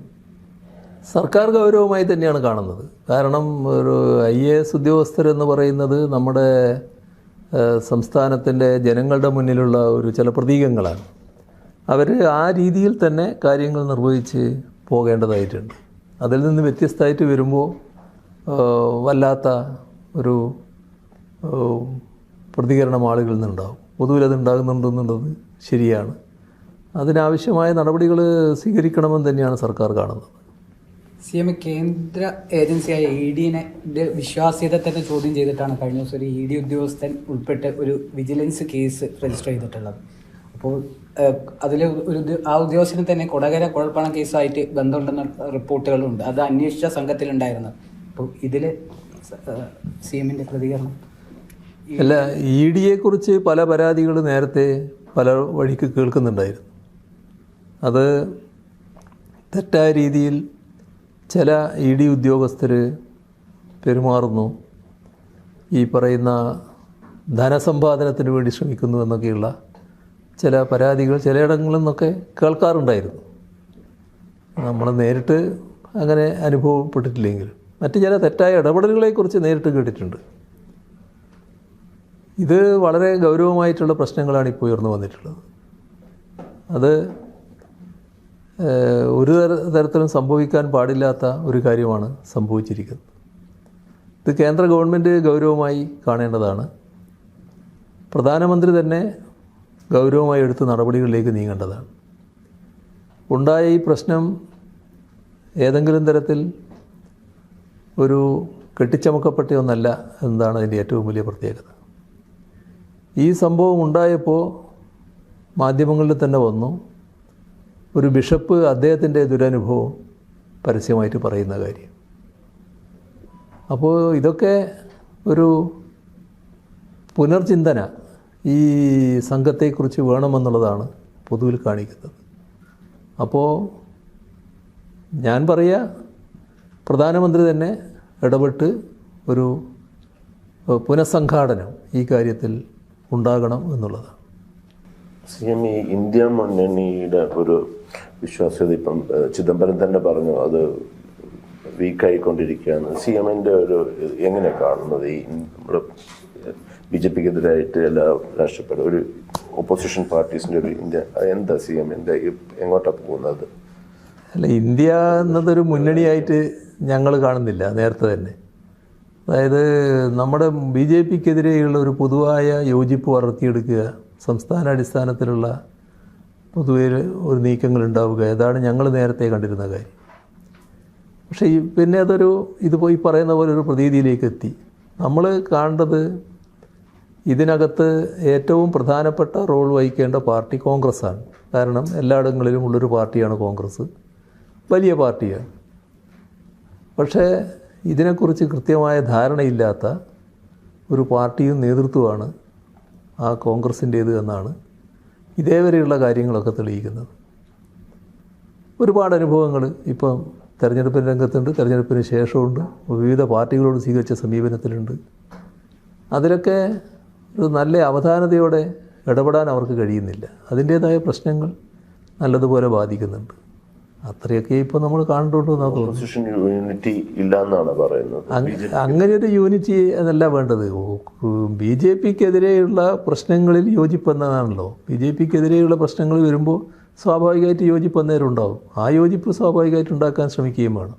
പക്ഷേ അതിന് തങ്ങളുടെ നില വലിയ തോതിൽ ഒരു സ്ഥാനം വല്ലാതെ കണക്കാക്കിക്കൊണ്ടുള്ള ഇടപെടലിലൂടെ യോജിപ്പിന് തടസ്സമാക്കി വരുന്ന നില കോൺഗ്രസ് സ്വീകരിക്കുന്നുണ്ട്.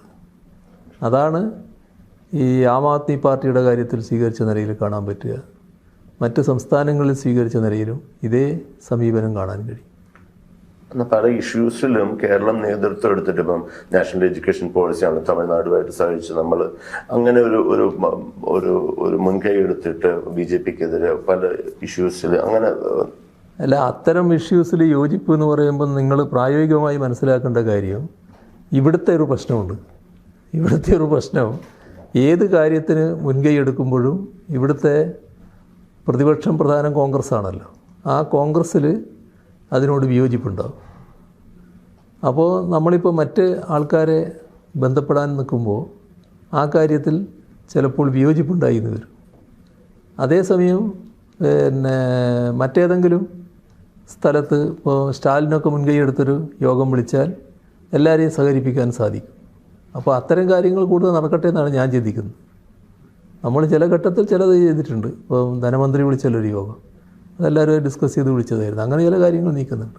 ഉന്നത വിദ്യാഭ്യാസ മന്ത്രി വിളിച്ചിട്ടുണ്ട്. അതെ അതെ അതെ അതെ. അത് രാഷ്ട്രീയ ചോദിച്ചാൽ തുടർച്ചയായിട്ട് തന്നെ ഇന്ത്യ അലയൻസിന്റെ ഒരു പ്രസക്തി നഷ്ടപ്പെടുമ്പോഴും ദക്ഷിണേന്ത്യയിലെ ഒരു കൂട്ടായ്മ ഫോം ചെയ്യുന്നുണ്ട്, ഒരു സെന്ററിനെതിരായിട്ട്. ഒരു എല്ലാ സംസ്ഥാനങ്ങളിലും നല്ല വികാരമുണ്ട് ആ കാര്യത്തിൽ. അത് ശരിയാണ്. കോൺഗ്രസിൽ ശശി തരൂരിനെതിരെ ഒരു പടപ്പുറപ്പാട് നടന്നുകൊണ്ടിരിക്കുകയാണ്. ശ്രദ്ധിച്ചിരുന്നല്ലോ അല്ലേ? എവിടെയാ എത്തുന്നത് നോക്കാം.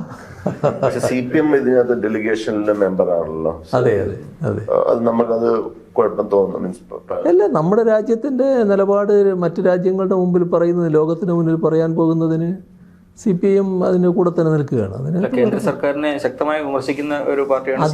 അത് വേറെ. അത് രാജ്യത്തിൻ്റെ നിലപാട് ലോകത്തിനോട് പറയലും രാജ്യത്തിനകത്ത് സ്വീകരിക്കുന്ന നിലപാടിനെ പറ്റി രാജ്യത്തെ ഗവൺമെൻറ്റിനോട് പറയലും രണ്ടും രണ്ടാണ്. രാജ്യത്തിനൊരു നിലപാടുണ്ട്, ആ നിലപാടിനോടൊപ്പമാണ് CPIM. പക്ഷേ ഇന്ത്യ ഗവൺമെൻറ് സ്വീകരിച്ച ചില നിലപാടിൽ CPIMന് വിമർശനം ഉണ്ടാകും. ആ വിമർശനം അവിടെ പോയി പറയാനല്ല, അതിവിടെ ഗവൺമെൻറ്റിനോട് പറയാനുള്ളതാണ്.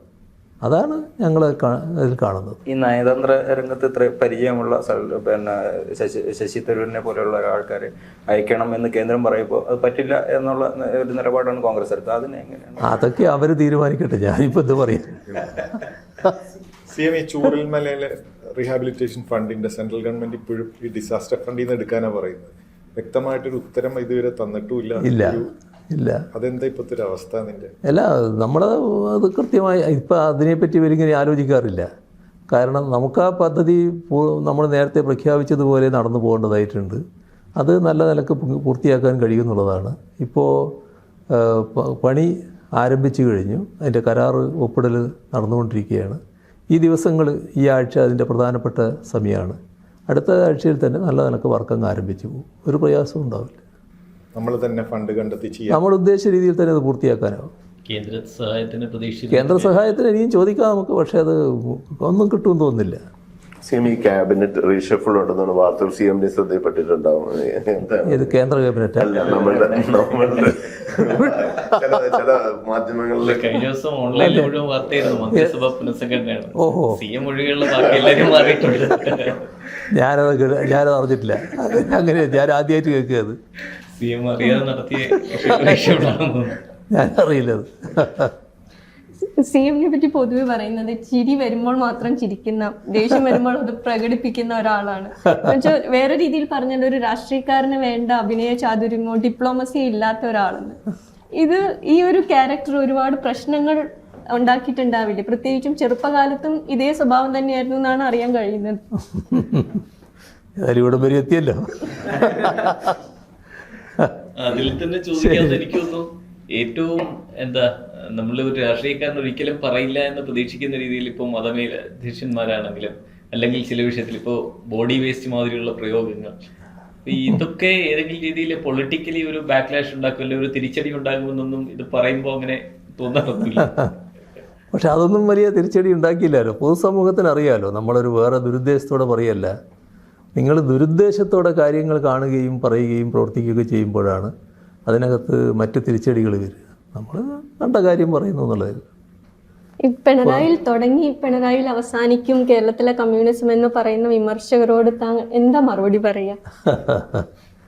അതെല്ലാം ആഗ്രഹങ്ങളാണ്. ആ ആഗ്രഹങ്ങൾ പലതും ചിലപ്പോൾ മനസ്സിൽ വെക്കാതെ ഇങ്ങനെ പുറത്ത് പറഞ്ഞു വരും. അതിൻ്റെ ഭാഗമായിട്ട് പറയുന്നതാണ്. പക്ഷേ പാർട്ടിയുടെ കാര്യത്തിൽ ഒരു ക്ഷീണവും ഉണ്ടാകാൻ പോകുന്നില്ല. നല്ല രീതിയിൽ തന്നെ മുന്നോട്ട് പോകുമെന്നുള്ളതാണ്. CM-ന് നമ്മുടെ തമിഴ്നാട് മുഖ്യമന്ത്രി സ്റ്റാലിനായിട്ടുള്ള സാഹോദര്യ ബന്ധത്തെക്കുറിച്ച് വ്യക്തമായിട്ട് മാധ്യമങ്ങളിൽ എല്ലായിടത്തും ഇതുള്ളതാണ്. അപ്പോൾ മുല്ലപ്പെരിയാർ അണക്കെട്ടിൻ്റെ വിഷയത്തിൽ ഇപ്പോൾ അറ്റകുറ്റപ്പണി നടത്തുന്ന സുപ്രീം കോടതിയുടെ ഒരു നിർദ്ദേശമുണ്ട്. അപ്പോൾ മുഖ്യമന്ത്രി സ്റ്റാലിനുമായിട്ട് ഇത്രയും ഊഷ്മള സൗഹൃദം കാത്തു സൂക്ഷിക്കുന്ന എല്ലാവിധ സാഹചര്യങ്ങളും ഒത്തു നിൽക്കുന്ന ഒരവസ്ഥയിൽ പോലും ഒരു പുതിയ ഡാം എന്നുള്ളൊരു സ്വപ്നമായിട്ട് ഇങ്ങനെ നീണ്ടു പോവുകയാണ്. അതൊക്കെ രണ്ട് സംസ്ഥാനത്തും അതിൻ്റേതായ പ്രശ്നങ്ങൾ കാണുമല്ലോ. നമുക്ക് മുല്ലപ്പെരിയാർ ഒരു പ്രശ്നമായിട്ട് നിൽക്കുന്ന പോലെ തന്നെ അവിടെയും മുല്ലപ്പെരിയാർ ഒരു പ്രശ്നമാണ്. കണ്ടിട്ടില്ലേ ചില ഘട്ടത്തിൽ ചില ആൾക്കാരൊക്കെ വന്നത്.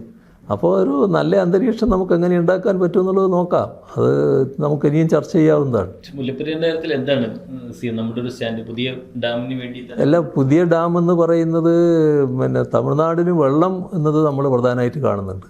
ആ വെള്ളം കൊടുക്കുക എന്നുള്ളത് വളരെ പ്രധാനമാണ്.